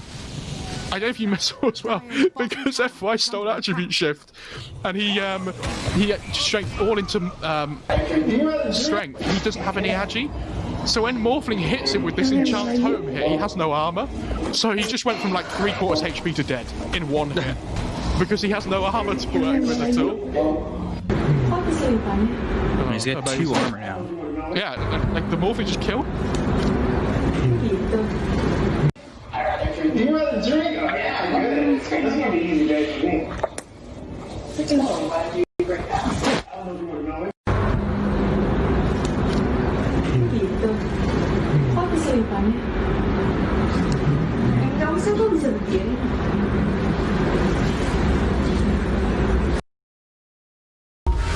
BKB for Yang. Orbit Destruction for the Morphling. Oh, I think he keeps the Titan Sliver though. I said 600 and something. When he changes back to the Morphling with Enchant Totem form, he does over 1,000. Yeah, you get the point. Yeah. It's crazy. This is a completely different kind of game of net worth distribution, though. Like, the POS ones are so far ahead of everybody else. And then there's, like, the other 4 cores are, like... Oh, Jinkyu's a bit behind, but the other cores are, like, packed together. But, yeah, the 2 carries are the big ones. Dire's top tower has fallen. They've used the Moonlight Shadow. They're wrapping around. But the one that they would find on the back of this is Red Panda if they were to walk in all the way out and around like that. And the reasons both teams are doing this at the moment is the Roche is about to spawn. Like, the minimum time's hit, so they don't know when it's going to spawn, but they know it will be soon. So if either team can gain an advantage around the pit... Somnus using that Aeon Disc, and the hookshot comes in while I believe they were toteming over. And now they've got the damage coming out on Ame. They look over at Innocence. He's pushed back via the cogs. Silence onto the Morphling. Waveform looking back. Echo Slam misses. That was a huge whiff coming out from Faith Beyond, who now needs to leave. Not sure if he was trying to blink and his blink got canceled, but it just whiffs. And now the stolen fissure is there for FY. They have the control on the Faith Beyond. They get the kill there onto the Earthshaker. FY having that fissure is a big deal. That's the biggest thing in the game he can steal. And the reason is that the fissure range is going to be so good against this Morphling. Like we said, he doesn't have a BKB or anything, but not even like that would matter. If they can get a fissure on into him from fog, and then like chain stun it with a lift and everything, they have damage to 100 to 0 him. But yeah, Faith Yam whiffing that echoes that they just had to run like straight away afterwards. There's no way they can take that fight if they whiff the echo. Dire's middle tower has fallen. Oh, this Monkey King's so scary now. With the BKB going like for this Abyssal next, I'd assume. There's the Basher. He's already got the Basher.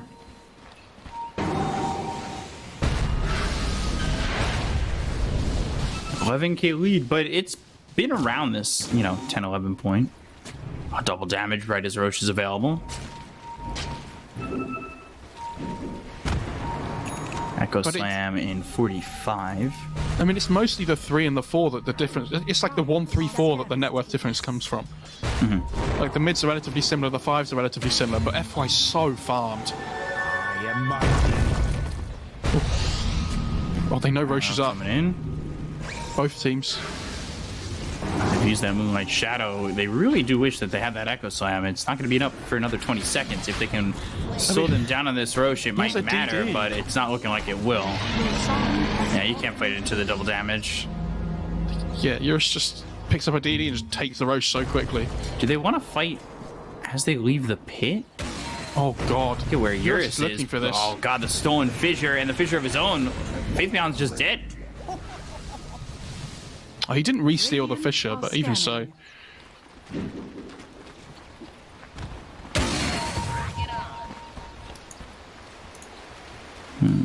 Still is a fissure for a long time.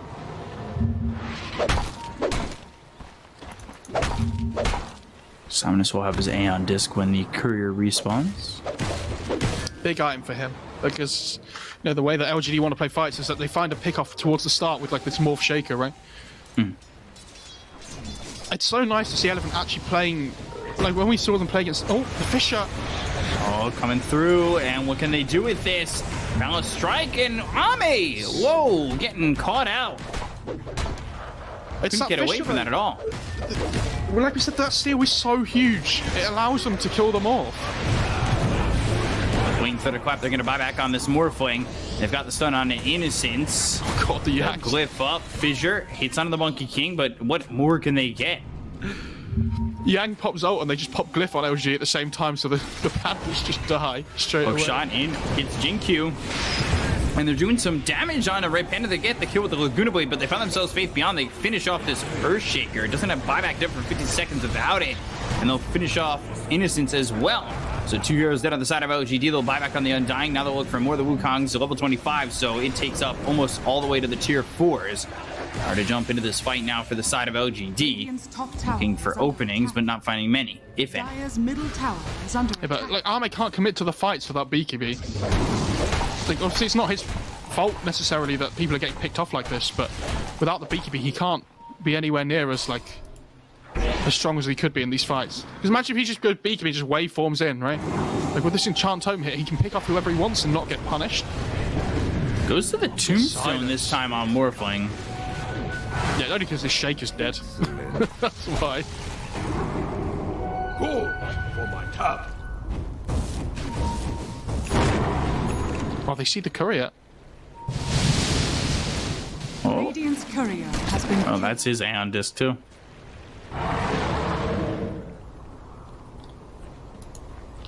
Oh, the Lena is the one that's just not having fun at all. Her early deaths this game have set her back so much.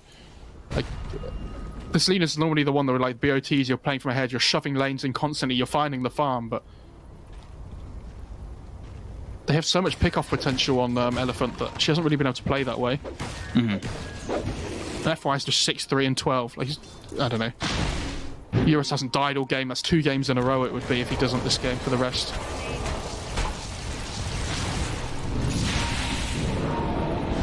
Up top, Telekinesis on Innocence. And look at the right-click damage from Eurus. No buyback. And he bought back in the last fight. This LSA stun on Rubik as well is crazy. Like, the stun duration's like 3.5 seconds or something stupid. So, every time he's catching people with a lift and the LSA follow-up. There's so much stun duration and chain stun. Fissure. Still has the Aegis, though. Using Echo Time to kill him is probably not going to feel that great. I mean, the axe is just killing the buildings anyway. Yeah. And so they'll do up towards top. They'll go for another tier 3 as well as the racks. Undying dip for another 36 seconds. Turning into the Earthshaker, looking for opportunities, cleaning up the creeps over mid. Fissure blocks out the rest of the team, but they're going to focus their attention on Ame. They find him just trying to clean up the creeps over mid, and they get the kill. They'll take him out. He's dead for 2 minutes, and that might just be the game. They've got themselves the Abyss Blade. That comes through on the Jinkyu. Hookshot misses Jinkyu. Pops the BKB, and GG's been called by LGD. Elephant now have a 2-1 lead in the grand final. Do a great job in games 2 and 3 to overtake LGD. I mean, that was crazy. I think the big fight for me this game was up in that top lane before, when FY got the triple kill and everything. But Eurus just hasn't died 2 games in a row playing carry. I mean, if you give the heroes like this, you know, games where they can't really get pressured early on, then Eurus is going to do a really good job at punishing you, and that's happened. Like, I think LGD, when we've seen them at their best, they're able to play on the front foot themselves. But I think they could have definitely won this game. There was just like so many like little things that happened throughout the game, like that top fight when their Lina and the Undying didn't have TP up. Like there was a couple of fights where they almost killed Yang, but he got split off in time. Like Faith Beyond whiffed a couple of echoes. Like everything just adds up, so that eventually Elephant just they punish you, and good teams will punish you for small mistakes. Yeah, like, they will make the most of like such small things. Yeah, I mean, Elephant have played so well. On top of that, like, yeah, yours hasn't died, but FY has played out of control these last 2 games. Yeah. I don't understand. His net worth, he's higher than Core's, like, so quickly, too. It's not like, oh, the end of the game's happened and, like, he's gotten a lot of gold. It's, like, mid-game, and he's got more gold than position 3s. It's kind of crazy how well he's farming, and yet nobody seems to really be, like, hampered by the amount of farm he's getting. And his play is just being out of control. And now Elephant, they've got a 2-1 lead and are 1 game away from, you know, losing all these games in the group stage and in the playoffs. Now you come into the grand final and you're 1 game away from taking the title away from LGD, who, again, another season of OGA, looked like the shoo-in. So, yeah, do you think LGD, like, what do they have to do differently? I think it's a play thing more than a draft thing. So, like we said, it's so many small things all added together. I don't think it's something you can just call out by itself. Yeah. It's things that happen in the game, in the moment. And, you know, hindsight's a wonderful thing, but in the moment, like, it's really difficult to think about it the same way. Yeah, so we'll see what comes of game number 4. 2-1 lead here for Elephant, 1 game away from taking the season 4 title. We'll be back in a moment with game 4. Stay right there. We'll be right back.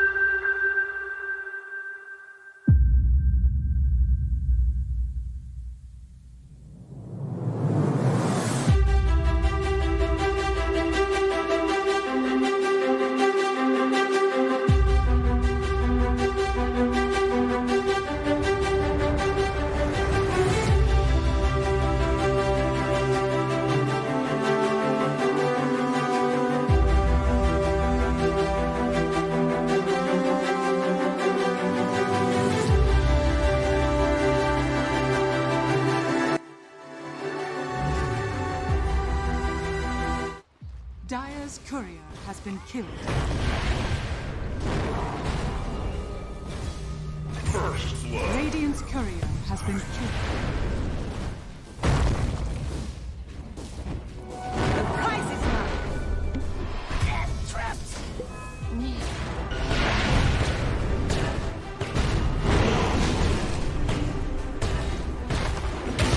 Drag it on. I'm making this light. Drag it on.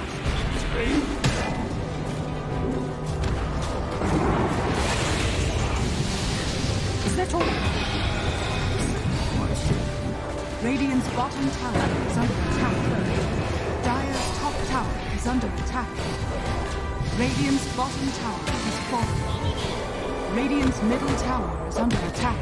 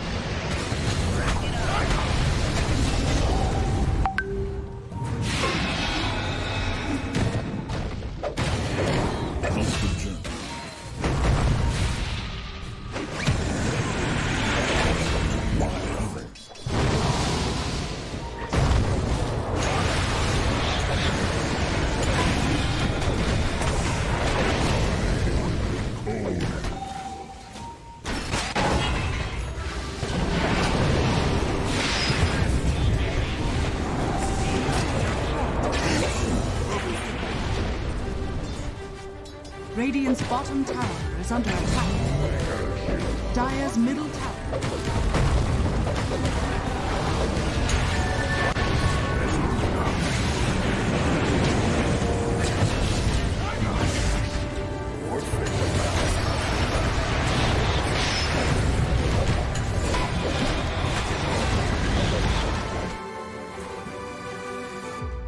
Dire's courier has been killed.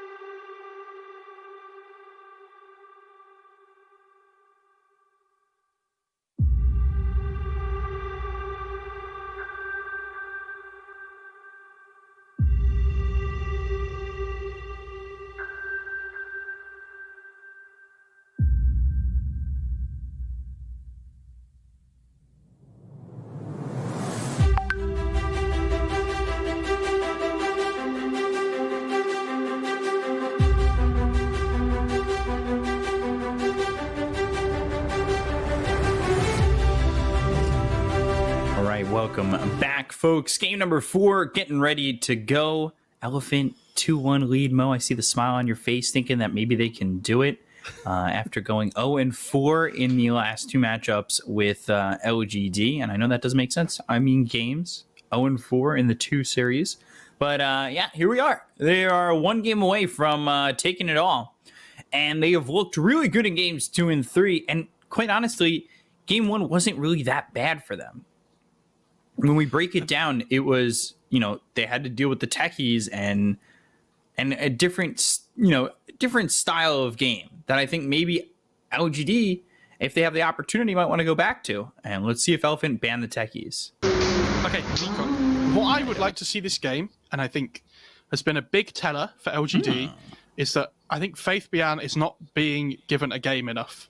Because I think he is the player that will make things happen for LGD when given the chance. Whoa. I know I'm going to talk about these picks in a second, but what we've seen from LGD across the tournament is that sometimes they will give Faith Bian last pick in the draft, right? In game 1, he plays... What did he play with the techies in the lane? I can't remember. Oh my god. They went Naga, and then they went techies. That's all I remember. No, let me take a look real quick. They went into the Viper. It was the Faith Beyond Viper. Right. Game 2, he plays this like Venge off lane, which if they were playing from ahead feels really good, but when they were playing from behind felt awful. And in this game 3, he has to play this +4 Shaker, which yes, it's his hero, but like I want to see them give him a hero that they can like play towards the end of the draft, and they know it's going to be a good game for it. This Elephant opening, though, I'd be so happy if I was an Elephant fan right now. I think... Yeah. Solardar, which had been finding a lot of first phase banning, and now they go to the Clockwork for that first phase ban for LGD, which opens up the Solardar for Elephant, and they go with that and the Drow, and all of a sudden it's just like, well, that is a great opening combo. And the other thing we have to mention here for you guys, I mean, there's probably a lot of people watching today that haven't watched the rest of the tournament. You know, it's the best of 5. I get that. Red Panda's been playing this Slardar as a 5 sometimes as well. So in the lane, especially when they have a Drow Ranger as well, they love to put this Slardar with the Drow Ranger in the lane. And it's such a strong laning stage. And the Slardar enables the Drow throughout the rest of the game to do huge amounts of damage. So they have a flex hero at the start of their draft, kind of like the Lina in that sense. That instead of 2 and 4, it can be swapped between 3 and 5 as necessary. Or probably 4 as well if they really wanted. FY could probably play it. Which means, you know, the draft is very open with that Solardar pick. And I don't... How aware LGD are, you know, of that being a possibility during this draft is like, you know, you assume they pretty much know that. But it could slip their mind that it's like, oh, well, now it becomes a 5. They pick a different offlaner. And things look a little bit different in terms of the, you know, the draft here for Elephant. They have a lot of options. They're banning offlaners themselves. They ban the Night Stalker as well as the Beastmaster. I like this Elder Titan. I think it's been very successful, and we've seen Innocence dominate with this hero. Maybe dominate is a little bit of a too generous adjective, but I mean, there's only so much you could do in a 5 position to dominate. But yeah, he's done that with this hero. I could see like Bloodseeker +1 coming out for Elephant in the second phase, though.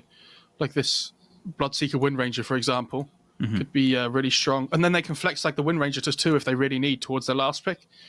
I just think The other thing they might want is some kind of like defensive capability in their lineup with like a save or something. So, you know, this kind of like Shadow Demon hero potentially, or like Oracle, whatever.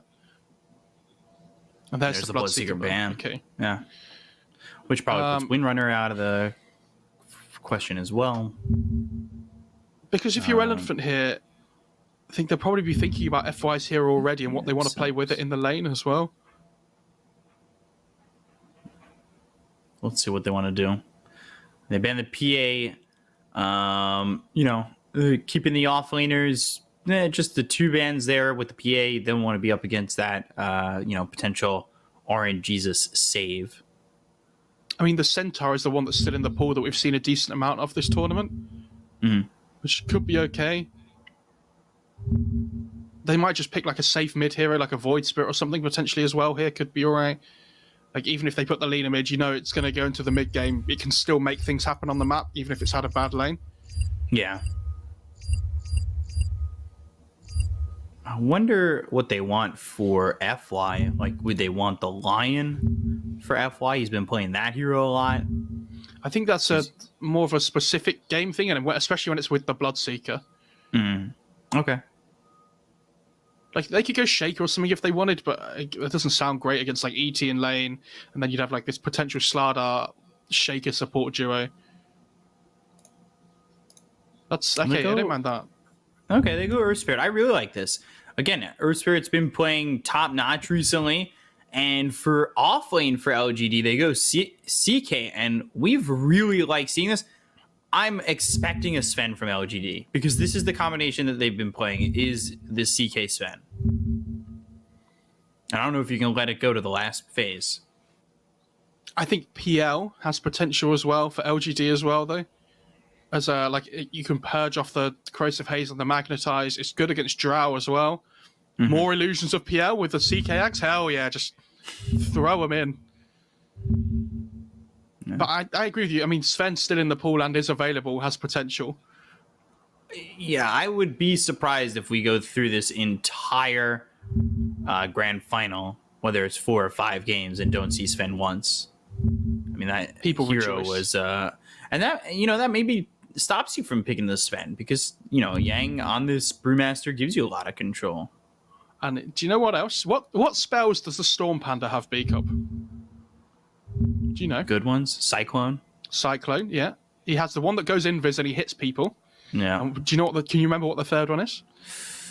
Ooh, is it the Dispel? It's the Dispel. Now, what does Dispel do that's good against LGD's lineup? We're doing these tutoring sessions every day, B-Cup. I know, but it's really embarrassing in front of the class. And today there's a big class, and I'm just being called out, and you know, I could just hear production laughing as well. Not you know, actually in my headset. The point that I'm trying to make is that the Dispel from the Brewmaster is really good against all the CK illusions when he gets them. So when he pops the axe and has all these illusions running at you, if the Stormbander presses Dispel, it does a lot of damage to all the illusions, which is really good. I love this Zeus pick, though. I think this is great. Obviously, their support duo is good at getting onto the backline and potentially finding the Zeus. But I think ET Zeus is a really scary combo as well throughout the game, because where the Spirit with the Natural Order offers the minus magic resistance, you know, you don't have to be on top of them with the real Elder Titan hero for the Zeus to do, like, maximum damage. Yeah. Which is really cool. They have like a really good mid-game lineup on both teams at the moment. I can see a lot of early action happening this game. Yeah, I could definitely see that coming through. You know, LGD. You think there's any chance LGD make this CK the one? Probably not against the Brew. I think you just want this kind of like Blink Ags BKB CK offlane kind of thing, and just annoy the Jar as much as possible later on in the game. And like we've seen this like CK scale going into the late game of things. Obviously, it'll probably go like Armlet or something first, right? Unless it has a bad time, and then it'll probably go Ags first. But it effectively becomes another core going into the late game. And at the moment as well, you'd have to say LGD are probably looking for Arme's hero.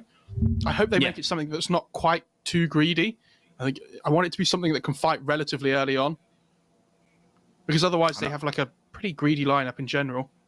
They still been the Sven. I didn't think it was going to be the Sven regardless. I think there's a lot here from Elephant that could really make Sven's game miserable. I would almost say I don't think it's going to be Lifestealer either. No, not this game. I mean, it's not awful, but like against Drow Slardar, it sounds really hard to play. I think if you're the one position, you're kind of scared of this lineup of Elephant. I think you could just get kited around the horn here. I think Gyro sounds really fun, but I don't know how good it is. I like double down on this early fighting.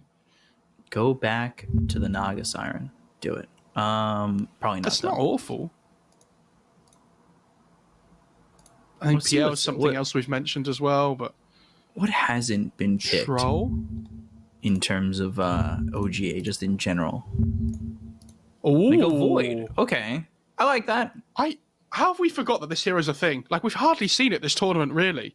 It's been picked like twice. That's why it's gone like under the radar a little bit. And this hero was so popular for like such a long period of time. Yeah, I really like Elephant's. I really like Elephant's lineup. Yeah, so do I. I think they're playing 5 Brewmaster. What? It's not 5 Slardar. Okay.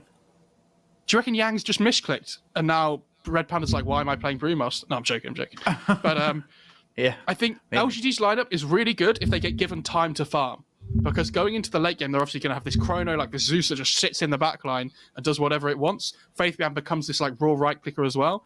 But I think Elephant are going to just like put the pressure on straight away and they're going to like run at them non-stop. So I have to favor them. So LGD, they've played this Void one other time at this event. And they played it with Void Spirit, Beastmaster, Marana, Elder Titan. So the Elder Titan was there. But or the Faceless Void. Sorry, I think I said Void Spirit. But they have like good damage to throw into Chrono and everything. And like they have good pick-off potential with like Lina, ET, CK. So they can fight relatively early on if they need to. I just think, yeah, this Elephant lineup looks good. And it looks like something that they'd be happy to play as well. Like FY Earth Spirit, that's been really good this tournament. Yang Slardar's been really good. Yeah, I think the only question becomes the Red Panda Brew. But that's about it, right? I mean, all he needs in this game feels like his ult, right? So prioritize some farm on Yang. Get a Blink Dagger. Get to the back lines. The what's the one where you throw alcohol at them as well? That's the spell that he's going to be using. Brawler? No, isn't that the passive? Prepare for battle. Sorry, I meant the Cinder Brew. Cinder Brew, that's the one. Jesus, how did I forget what that was called? As a raging alcoholic. No, sorry. As someone with 2 bottles of whiskey on my table right now. Yeah, so I think, especially in the laning stage against like the CK and the Lina and things, the Cinder Brew should be really good. I just did that. For like, you just throw it down and then the Drow starts clicking as well. You have that big movement speed slow. Because it's 24% at level 1 on the Cinder Brew, which is quite a lot. How good does that sound, by the way? You open an esports bar, one of your main shots is a Cinder Brew. We have some of them in the UK. And yeah, we have some esports bars in the UK and things. I don't know if they're in NA at all, but I'd love to open an esports bar. Not at the moment, you would. No, not right now. But, you know, in my lifetime. It would be cool.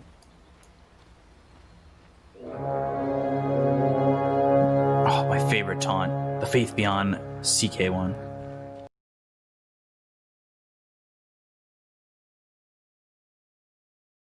Even though it's not just Faith Beyond. The battle. Yeah, only Faith Beyond and playing CK can use the taunt. Yes. Yeah, interested to see how the Brew 5 does. Should be fun. I do think that he has potential to just die, though, but he is effectively a meat shield for the Drow in this lane. Against CK Lina, this is one of the classic, like, 3-4 combos that are so strong at the moment. Ooh, Orb of Venom on the Elder Titan as well. Ooh. I always talk about it, but I used to love when we saw Elder Titan stack this camp. And then just have plus 100 damage 2 minutes into the game. Because he's got 54 now. He's got the Orb of Venom. But eventually that damage disappears and, you know, now he wants to run. But imagine if this was a drow instead of this lane, instead of a void. Like, there would have been so much more kill threat there, right? And this void's getting chased down. Brewmaster and taken out. Jinkyu with Faith Beyond will get the kill. Oh god, they're not even level 2. Oh god. Double salve popped. FY with one, Ame with the other. You know, I was thinking, by the way. No, don't do that. It's dangerous. For me, yes. You know how Beast Coast, well, everybody in chat, whenever Beast Coast does well, they say "ga," and it's the long, GA. Yeah. Oh, Elder Titan. Hold on.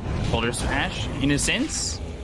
Looks like he might die here. Pops the Fairy Fire, and the bash. they don't have the damage. The bash is on a Yang, and Yang goes down. Drow is gone as well. But so sneaky, what is happening? I'm like missing all the kills as well. I'm so sorry. Jesus. Say right click, on a red panda. Deny. Won't be enough damage. So yeah, I have no idea how many the obs caught there. Fair play if you caught more than one, because that was ridiculous. I'm pretty sure they have like that second screen that shows up. They could have shown both at the same time. I was looking at my own screen when that happened, though. That bash at top lane by the void though, on the Sada that's some 10 out of 10. Stops the Elder Titan dying. Roll in, bash on Ame. He's not. He doesn't have time walk, but he's fine. So yeah, as I was saying, Beast Coast, Ga, elephant. What sound does an elephant make? How'd you put that across into? I don't know how you put that in the chat. But if somebody can get me just that was something like that. That was a really bad elephant. That was like a child elephant right there. But you can give me like an adult elephant. That was never been put noise. down, B Cup. I don't know what that was, but it was an elephant dying. Yeah. That's if they lose. Nothing to say. Going down over mid rotation from FY. Hoping to get that kill on to this Zeus.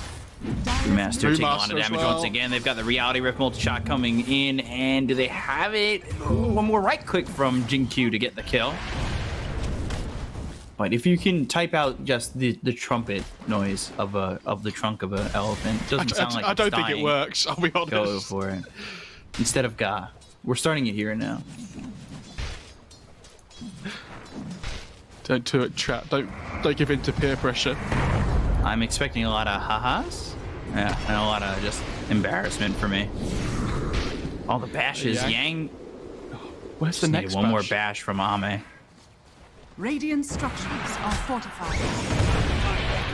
Or just a Vuvuzela. Oh, Vuvuzela. Yeah. Oh, he gets the active rune on the Void Spirit. It's really good for him. And Zeus still has 2 bottle charges. He's just got the courier come out, so it's not like awful for him, but.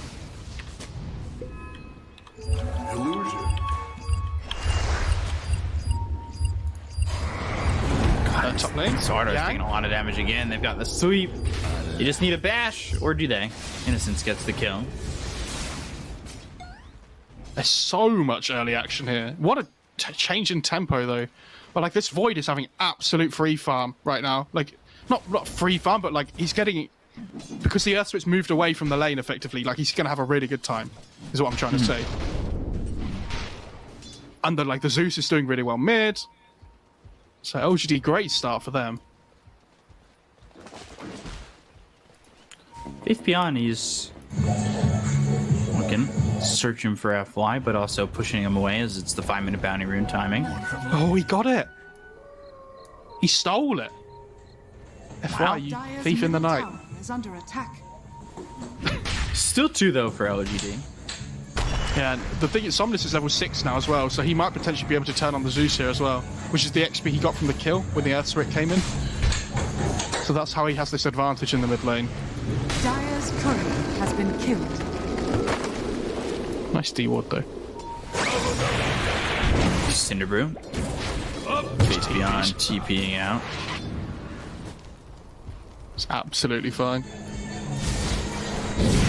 Radiant's courier has been killed. Ooh, Yang losing his courier, and now the bash is coming in onto the Sardar. He'll bash one back. He thought about going for that courier, and that might put him in a bad spot, but nothing to say. Look at where he's getting doped. Yeah, that's the level 6 on the Void Spirit, and they have this Earth Spirit also that's just like rotating around. So, although we said it was like a relatively good Zeus game, oh my god, there's so much happening. CK's gonna die. Beyond, is he? Into the trees and escapes. The sleep. Is he gonna go for this kill? That's dangerous. All right. You're they killed the still drow dead, for it. but there is some value there. I'll end up losing innocence as well. Or will they? Sleep? Where's Have the I spoken Zeus? too soon? Too magnetic grip and no boulder smash, so yeah. Who said China Dota was boring? Nobody. If you say that, you're dumb. Oh, he doesn't have mana for Chrono top. He's like 5 short or something.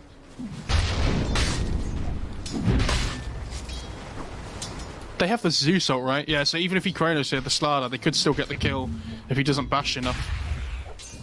I think he needs like 1 more hit before he Chronos. Maybe 2 now.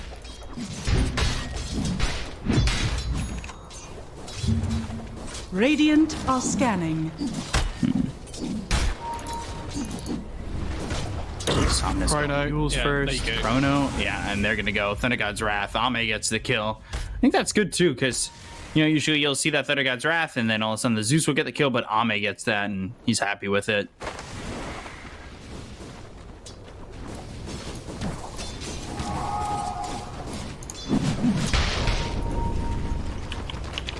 Dire's middle tower is under attack. And I think this Void having a really good time though. I think the laning stage has favoured LGD quite a lot. If this Void can get ahead, then he's going to be so happy about his game. Yeah. Because like obviously he still has to be worried about the Drow Gust, so obviously like he needs to be building a Manta relatively soon, you'd imagine. But like his farm speed's going to be really strong. He's got this Mask of Madness relatively early.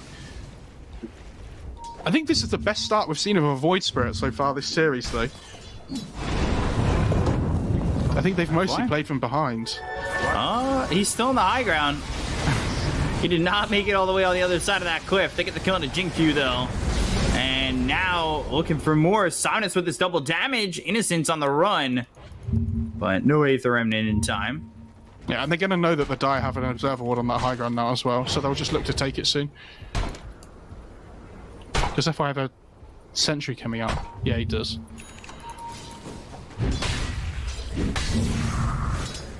Just standing here waiting for it. I love this TP from the Jar Ranger though. She knows she can't really defend her bot tier 1 here, so that she just TP's top, and they're going to trade tier 1s. You see the Void goes bot as well. Dire's structures are fortified.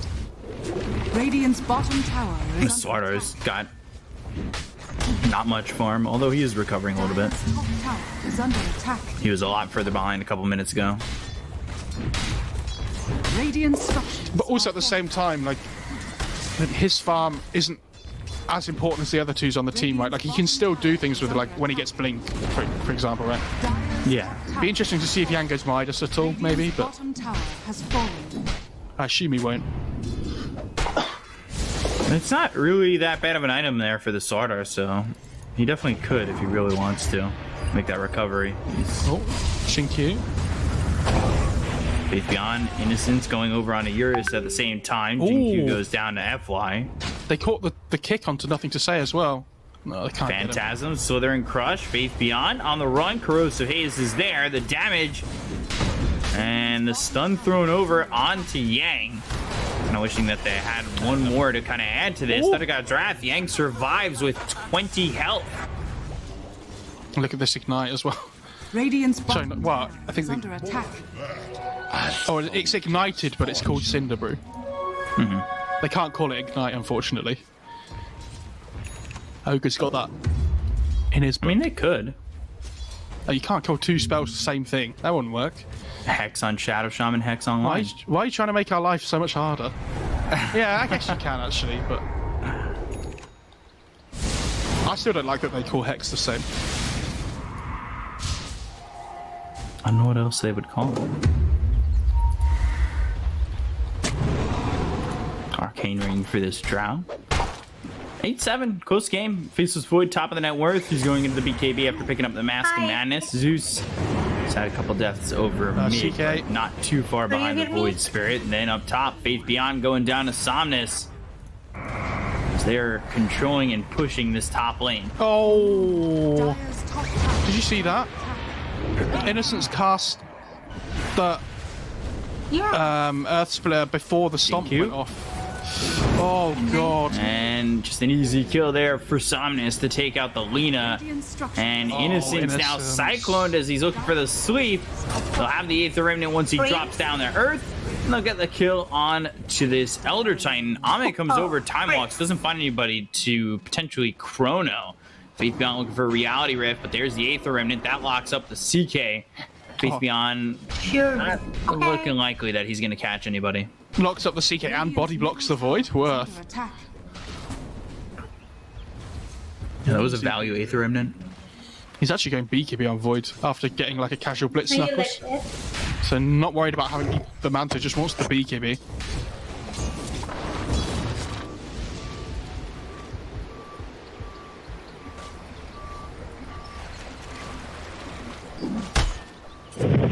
Nothing to say kill Red Panda here. I guess he can't really. You like it? Arcane Rune picked up for Somnus. You wanna pet me? They're just trying to shove in this mid lane as much as possible now on Elephant, because they've taken this top tier one. They want to try and control the mid area now and start pushing in if they can, but unfortunately they're playing against the Zeus with an Aether Lens and a Faded Brooch, so good luck. Bot lane, Q. Good LSA. You have sprint though. They might look for more. Everybody's collapsing bot. Yeah, they're looking for it. They've got the roll and the Slithering Crush with the bash coming in. Geomagnetic Grip with the Boulder Smash, but they don't get the kill into GQ just yet. Now they'll finally finish him off. It's two-man Chronosphere. What do they have with this? But I got Draft to get the kill on Yang. They'll take out FY. They've thrown bodies in on Elephant, but they've lost two. They're continuing to jump on a Red Panda. Time walk forward from Ame trying to keep up. I'll have time walk again in just 2 seconds. Somnus, though, waiting on the high ground. Somnus, Astro Step to the low ground, looking for Innocence, gets the kill to simulate to leave. And it ends up being a 3 for 2. And he's got the Yours coming out in the courier now as well. I know that they did exactly what I thought they would, though. They just go on the Lina all in, and all of a sudden the Chrono comes out, and they're like, oh, God. Okay, never mind. But again, if it's Chrono forced here, I think if you're Elephant, you look to just try and fight now while you know the Chrono's down. And look to group up and go, because you're going to have split up as well here. So you know you have the team fight advantage. Dire's middle tower. And I think this mid tier 1 is the area you want to be playing in.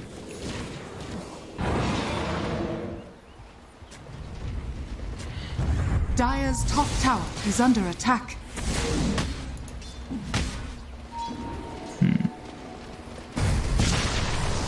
Dire's middle tower is under attack. Let's see, how's this Drow doing? Dragonlance, Yasha.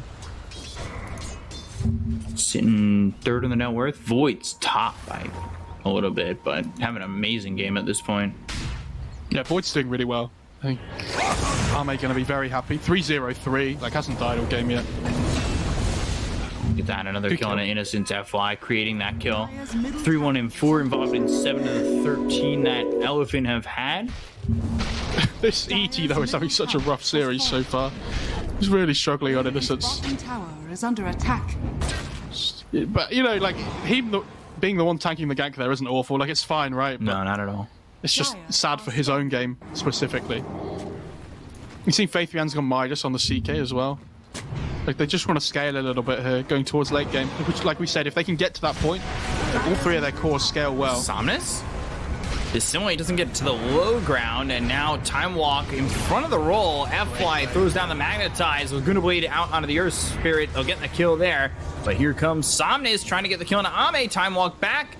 Red Panda comes in. He's used the Primal Split. He has the stun on Innocent. Slithering Crush through on a Faith Beyond. He's in trouble. He'll end up going down. Ooh. Somnus with the kill there, and it's a 1 for 1. Ame's still alive though, which is the big thing. And they have Chrono up in... Yeah, it's just come up now.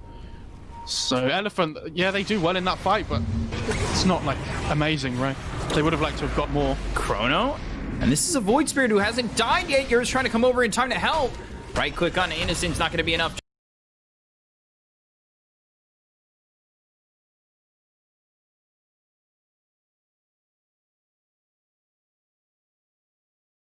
Just yet, finally finishing blow. They've got the silence onto their spaces. Void, they get the kill onto 2. Eurus, who with the Thunder God's Wrath? Do they have the damage to kill him off? No, they don't. Now they're going to go into nothing to say. They have the Slither Crush as well as the LSA. And down goes Zeus. Eurus played that fight so incredibly well on the Drow. He was like tread swapping as well to get maximum efficiency with his HP. To like make sure he didn't die to the Zeus nukes. But he gets one Frost Arrow off and just runs away because he knows everybody else can go in and do the damage to finish off nothing to say. That was really well played. LSA coming in from Lena to try and save the Zeus, just not enough. And it's a 3k lead for Elephant.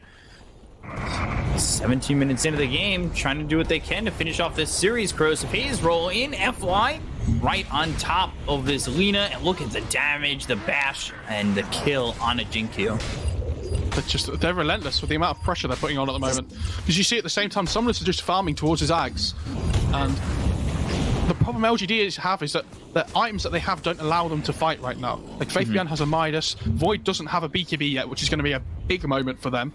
Like if he gets BKB in, the first fight doesn't go well, I think they're going to really start to fall behind. Like they need to make more happen like when those items come out. Oh, sweep. But here comes the rest of the Radiant. Oh, Innocence again. Yeah, Innocence is going to die here to the multi-shot Eurus on a mega kill streak. Poor guy. If they take this top tier 2 as well, this is really good. Okay, they're going to clear. I was going to say, if you can take this top tier 2 before the 20-minute mark, when the outposts come out, that'd be huge.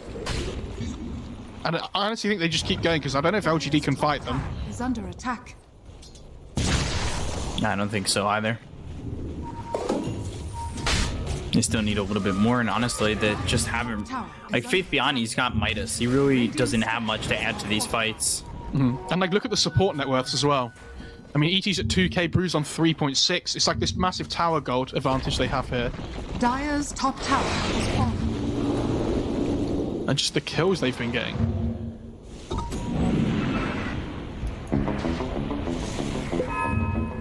Ame going to the BKB. He has hit a couple gold. Do you give the Philosopher's Stone to the Zeus? I wonder. Does you want it? Well, yeah, because you don't hit anything ever, right? Like, the Faded Brooch is good. I guess without bots, he kind of wants the brooch. I don't know.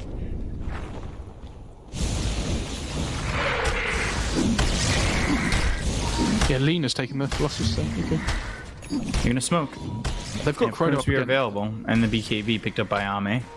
Like, they're going into Roshan Radiant side, but this is a great time to have the BKB available. Imagine if he was like 500 gold away and they just got a Rosh. They need to be able to contest the pit here. Because picking up an Aegis against the Void lineup was so key. FY breaks the smoke. Yeah, but I think Innocent knows, or knew exactly where he was. It's so difficult playing against this BO5 in the sense that he's really tanky and hard to kill, but you have to try and kill him before he gets split off. It's like you have to commit so much to kill this position 5 that it's just annoying. If they could somehow keep Elephant out of the pit until Zeus gets this Ags, they'd probably feel really good about that. Yeah, that would be big. They're trying to just wait for this Void Spirit Ags though, I think, on Elephant. Oh, actually they're smoking up and going. Sata has Blink. And guess who they found? There's the Blink, Slither, and Crush. Innocence caught. LSA, that's going to miss the Red Panda. I think you go into the pit. Because they're going to force the ET to buy back here, I'd imagine. Red Panda knows he can kind of stand here and take the brunt of this, and all he's looking to do is force a buyback by, you know, fainting a fight. He's going to force it. Okay. Yeah, there's the stun onto the Lena. Multi-shot comes in. They get the kill on the Jinkyu. They found the Slither Crush onto Ame. They have the Corrosive Haze as well as the Bash to follow that up. He couldn't quite get the Tornado off on the Storm, Panda. He's going to catch the CK, though. Okay. I'm going to chill. Now, do they force Lena to buy back? No. The ET's more important for the Roche defense than the Lena is. Yeah. So Lena can just chill. They need to wait for the Void Spirit Axe. Now he's 500 gold away. And yes, Zeus is going to have Axe like sometime soon after, but the Void Spirit Axe is so good this game. if you can like chain stun up the like CK and the Zeus or something in the backline, even like the 2 supports, there's such a big damage increase as well. Oh, he has an arcane rune. Oh god.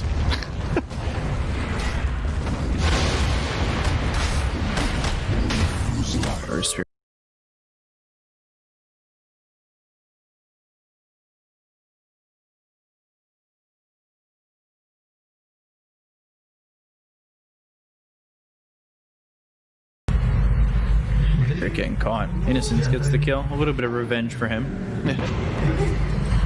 He's loving that.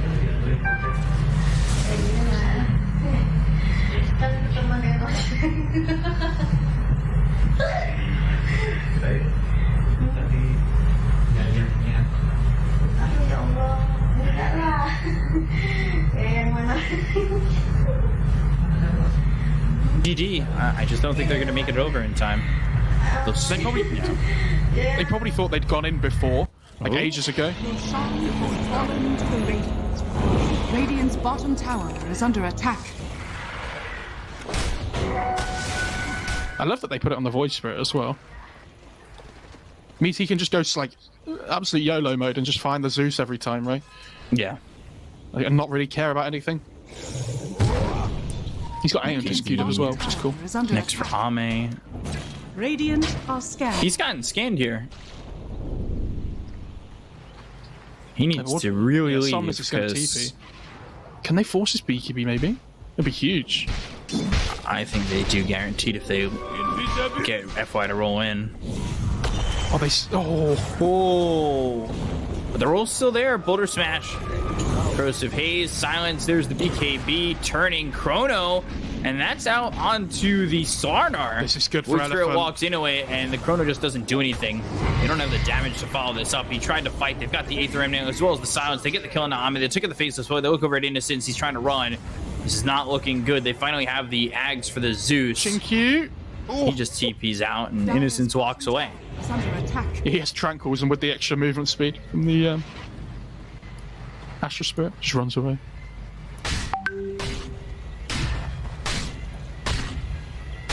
This is OGD on their heels. On their heels from not only losing the game, but losing the series. I don't know, Void with this BKB is really good and he can survive the fights. Like, he has to build it. He needs it.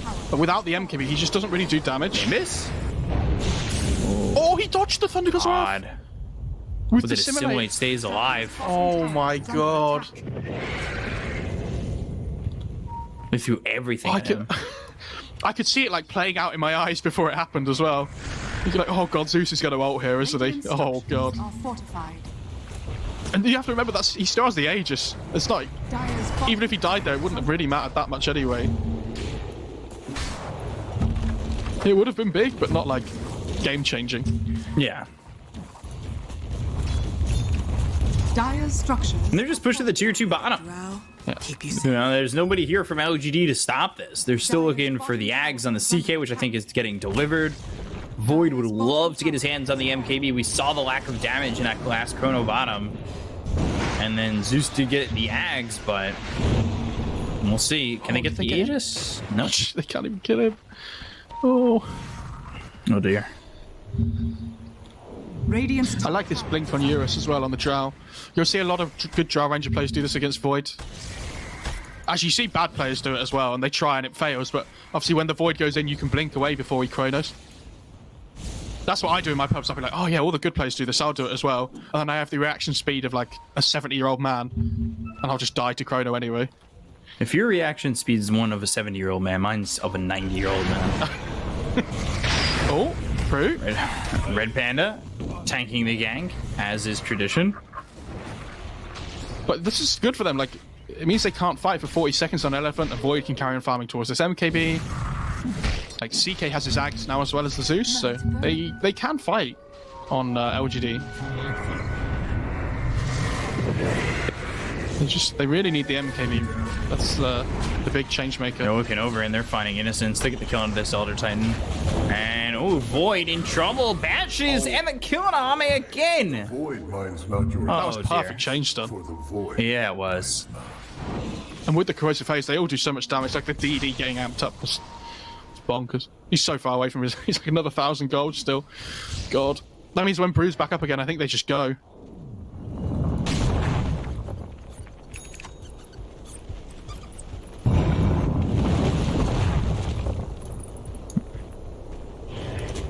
$9K lead for Elephant.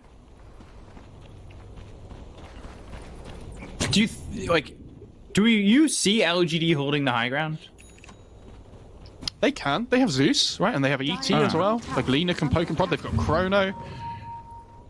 So they can hold high ground well. I think second age is just at the time that it's going to get really difficult for them. Because I think the Drow will probably take that one and just sit at the front and start hitting towers. Yeah. CK going for the Blink Dagger. So Faith Beyond, just a couple hundred gold away from that. He needs it. And he is scaling okay, though, because of the Midas he built earlier. Like, imagine if he hadn't built Midas, how far behind he'd be right now.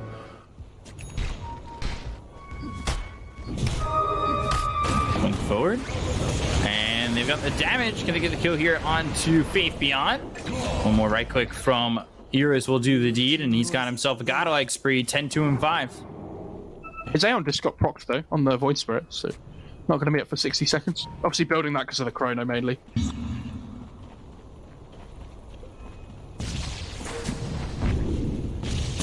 The Void Spirit's 9, 1, and 8. The Drow's 10, 2, and 5. Yeah, they're doing a really good job. Like, if you looked at the rest of Elephant's heroes, you wouldn't be massively impressed with their scores, but the two cores are so far ahead. BKB, Papa Yang, they're trying to go in on this. Blink, Southern Crush, that hits the Lena, 3-shot. FY gets the kill there. Good pick off. They can take this mid tier 2 now pretty easily. Not really anything that's going to stop them. Or Mindbreaker for the Void. That's a good item. But they're just building their lead at the moment. If you look where LGD are, they're just stuck in their base. They can't really get out on the map and farm right now. Like this pipe on FY as well. We've seen some different builds from him this tournament on the Earth Spirit. Like, we've seen a lot of BKB rushes, but the pipe holds a lot of value this game against the Zeus. Mm-hmm.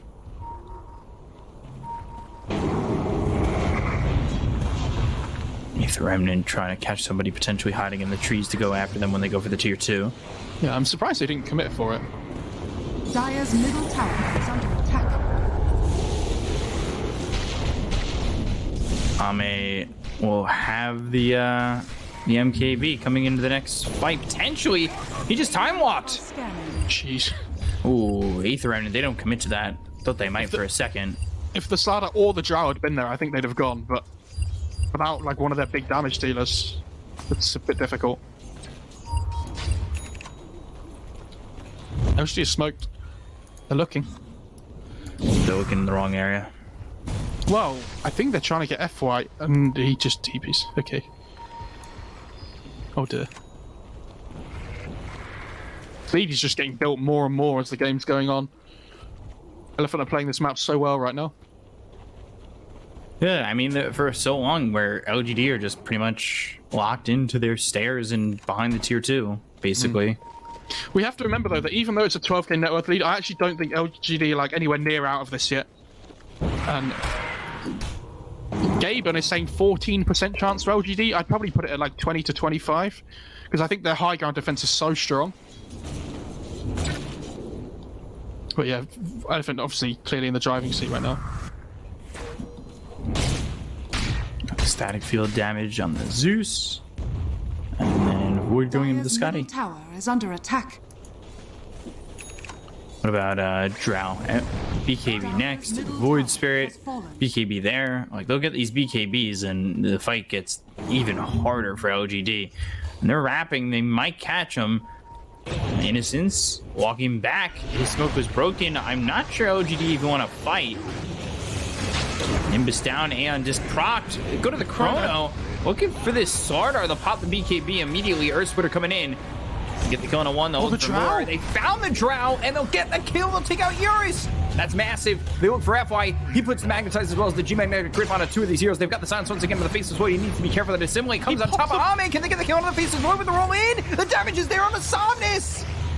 They got 3. They'll look for another one. Reality Rift on the FY. Do they have the damage from the high ground with this Zeus here? Yes, they do. They've got a 3-second stun. They'll finish off FY, but Red Panda kills Ame. Like you can see the difference. So when they chrono now, they can actually kill people. Like with the MKB, the Void deals damage, and I cannot believe he pops Master of Madness there, turns around and just kills FY. He was so close to dying. And not FY, sorry, Somnus. I mean, on the Void Spirit. That was crazy. And Drow gets picked off by this CK now having Blink. Like everything's just, it fell into place, that fight for LGD. Zeus just goes completely untouched. He's able to just constantly spam his spells throughout the whole engagement. Radiant's middle tower is under attack. And he sat high ground from quite the distance away.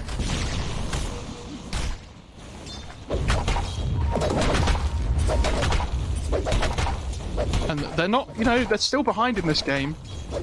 But as the game goes on further and further, it'll be harder for Elephant to punish this Chrono being on cooldown, and they see the lane at top. Roll in, Boulder Smash in the gust. Well, alley-oop there, but Jinku, damage, and the Yules, of course.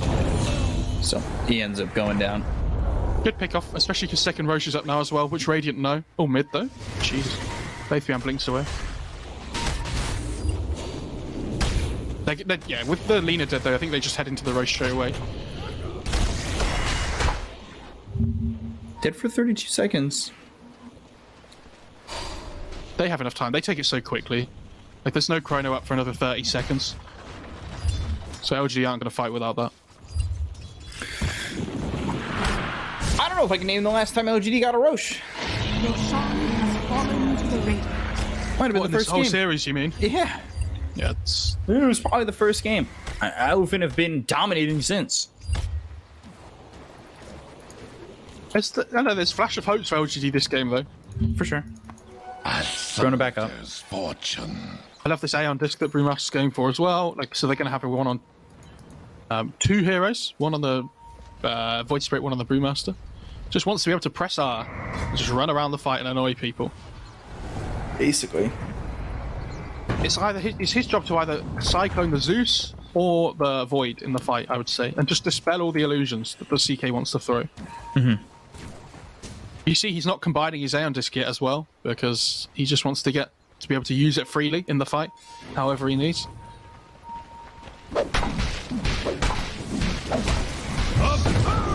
Like maybe he can bait out an extra couple of spells or so because they don't realise he has Aeon disc before he combines it and it procs. Void. Radiant are scanning. Trying to farm this Scotty as best he can. Yeah, Scotty obviously really good against Drow. That, you know, ability to just offer that 50% slow against the ranged cores. It's also just tanks you up innately, which is really good. I'm interested to see. I mean, Drow's got Skadi queued up next. I wonder if she commits for it fully. I'm trying to think what else she could build. Because I think something like the E-Blade could even be interesting this game.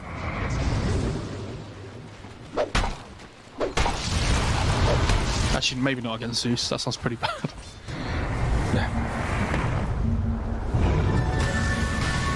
Illusion's coming over. FY looks for Faith Beyond, and they had a sentry down. Laguna Blade used back over towards mid. Red Panther's just like 3/4 HP still. Okay. All top. Thunder God's Wrath comes in. They get the kill into FY. Somnus pops the double damage. Let's see if they retreat even further. They're just to the stairs right now. Yeah, good pick off though. Like, they can't use this Aegis because it's so difficult for them to go high ground. They're just gaining their lead over LGD is the plan. They want to just control the map as much as possible, but ideally, if they can go high ground, that'd be great. They just need to be able to take a fight, and it's difficult.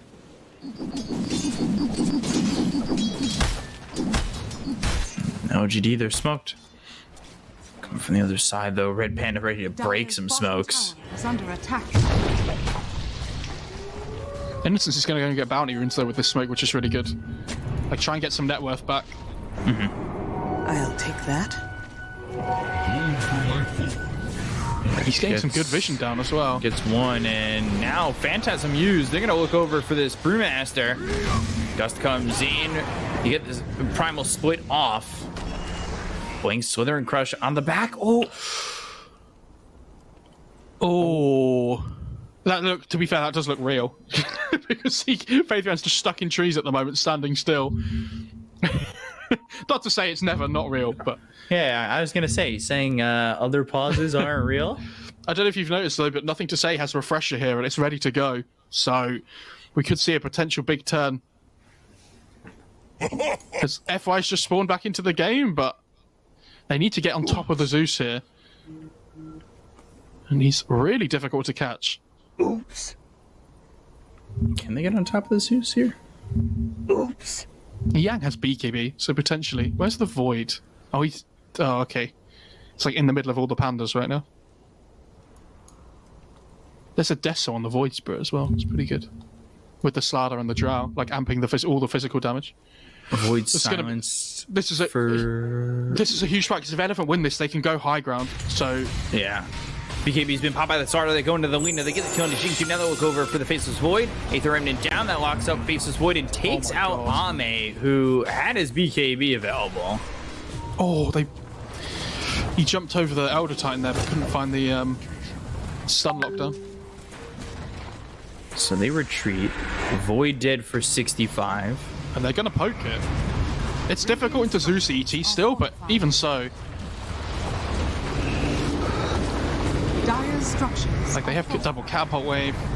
Dire's middle tower is under attack. 48 seconds, no Void. And they're gonna... No, he doesn't have buyback. Ooh, Yang taking a lot of damage. Now, the Earth Splitter comes in. That's gonna hit into the drop, but the damage comes out from Eurus to get the kill on Innocent, so buyback immediately. He has cheese, though. Yeah, Yang just eats the cheese straight away. And it's like, I'm back in this fight. It's like... Yeah, Nimbus taking out Yang back in the fight. Ooh. Looking to blade with the Thunder God's Wrath, and now they've got the refresher, so they'll use that. They have Thunder God's Wrath as well as the Nimbus available to them once again with the BKB being used by Eurus. He's going to stand his ground on the high ground, but Jing2 coming over, thinking about maybe throwing an LSA on Eurus once the BKB is over. But once it's over, he goes away and poor Staff's out. So they don't take multi-shot. Faithbeyond's Jesus. They didn't take the racks, but they need to make sure they don't throw away the game here. Like you have to remember, there's a 17k net worth lead, and Void's about to be alive. That there is no rush to have to take those racks if you don't want to. Yeah. They are still controlling the map. They are controlling the whole game. They can even wait for third Roche if they want. If they win this game, they win the tournament. You don't need to throw it away. They're going to play safe.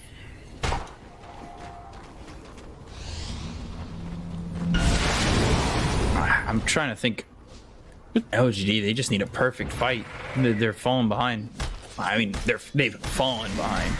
And Void needs to figure out how to not only get in there and, you know, obviously get a successful chrono and take these fights, but also survive. The silences are so difficult for him to deal with. Mm-hmm. The geomagnetic grip, the resonant pulse, the gust with the kiting abilities from the Cyclone and the Aether Remnant and the Yules coming out from FY and the Slithering Crush with the Bash. Like, they have so much here to make the Void's life just impossible. Miserable. Yeah. But again, they still, like, even with that Void dying before, they still weren't able to take the high ground. Like, they took a tier 3, which is great. But that's the kind of lineup they have on LGD. It's horrible to play into. Webler. It's gonna be nice. Oh. They might be able to push high ground now. Did they give it to the Slardar, actually? I think they have. Yeah. That's really good. He's going Axe. Radiant's courier. Oh my god, look at his attack speed. Jesus Christ. CK's going hard. He could kind of morph into a where is harder CK hitting going? core.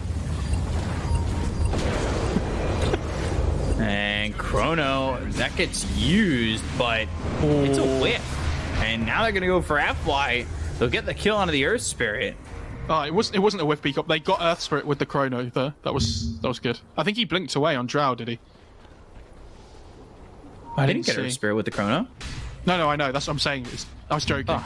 Oh my god. I was like...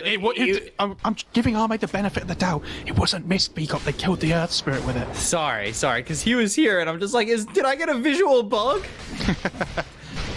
I freaked out because it happens to us all the time. Who did he try and Chrono? Was it an illusion or something? Because I didn't see.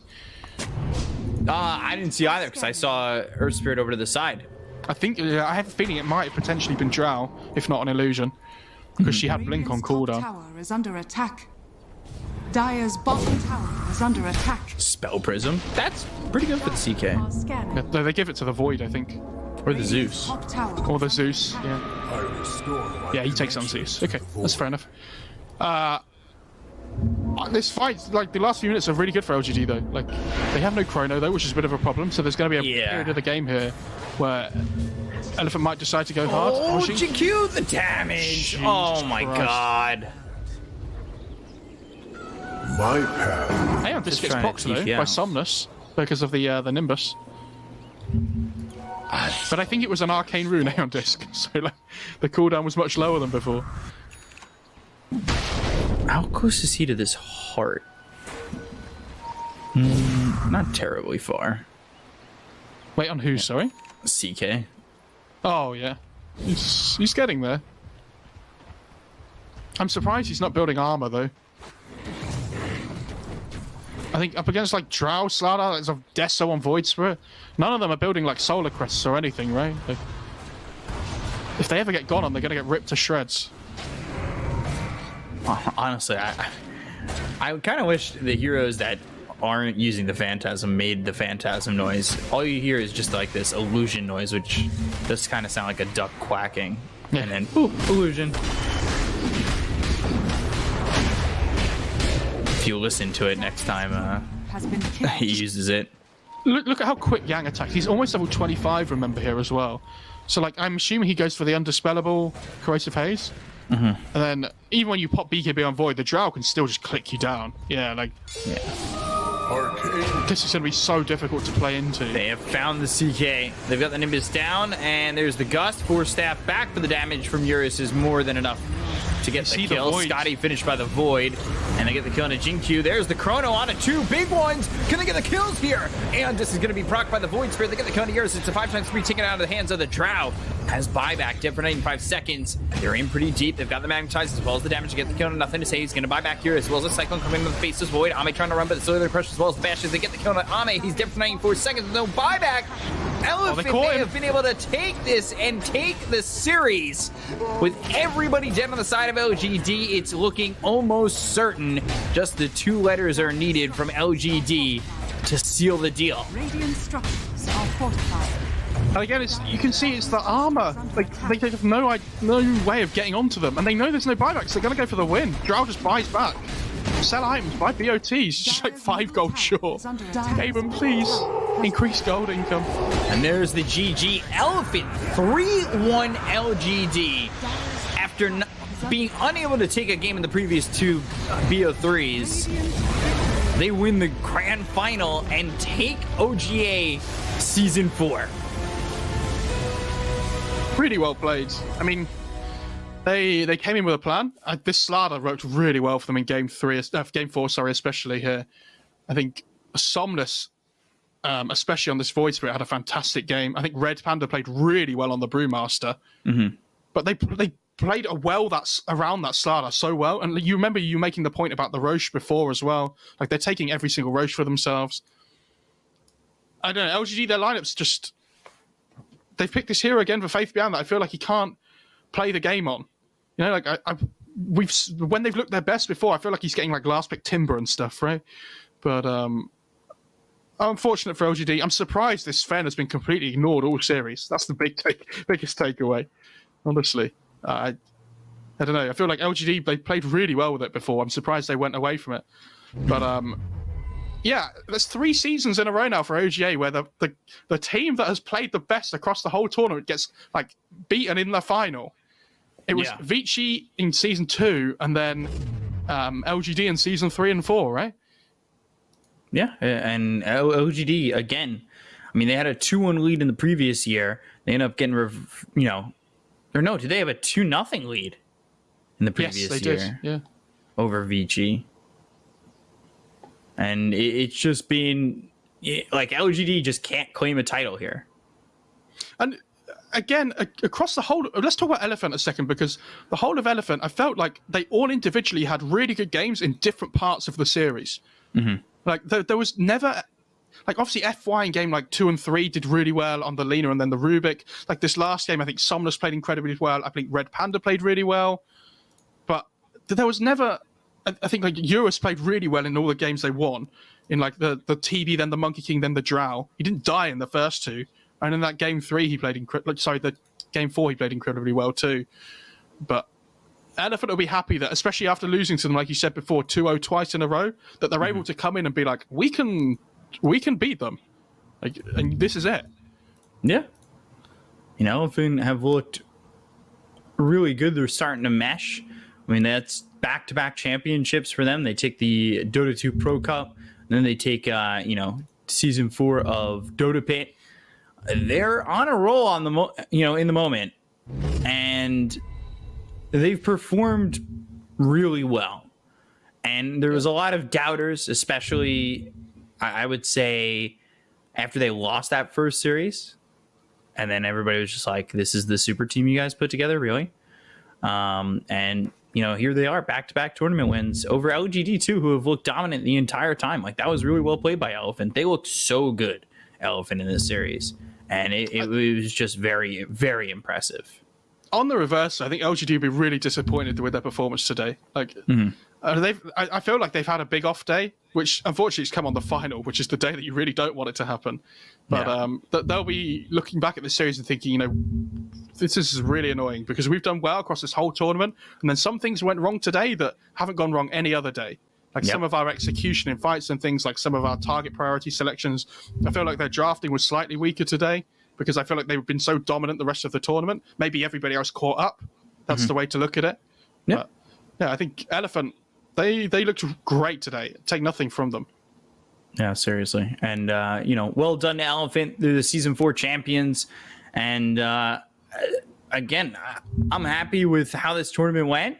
I'm happy to see all these teams. It was really crazy. Like, from bottom to top, every team had their moment, I think, and it's always fun to do these China events. So thank you guys to the viewers at home, the production.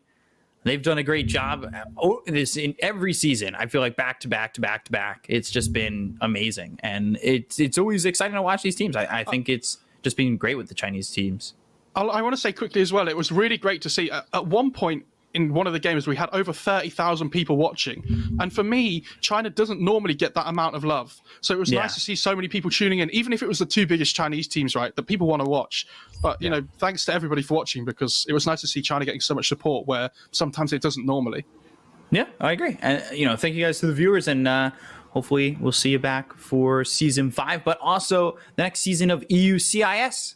It's coming up in a couple of days. I think that's on the 13th, right? I can't remember what day. I want to get you guys specific dates so I don't mess this up. It's the December 15th to the 18th. So you got some days. And it's going to be EUCIS. It's going to be a fun one. Maybe a patch. That would be amazing. I mean, fingers crossed. That could be the first tournament on the new patch, and it would be great to watch. So thank you guys.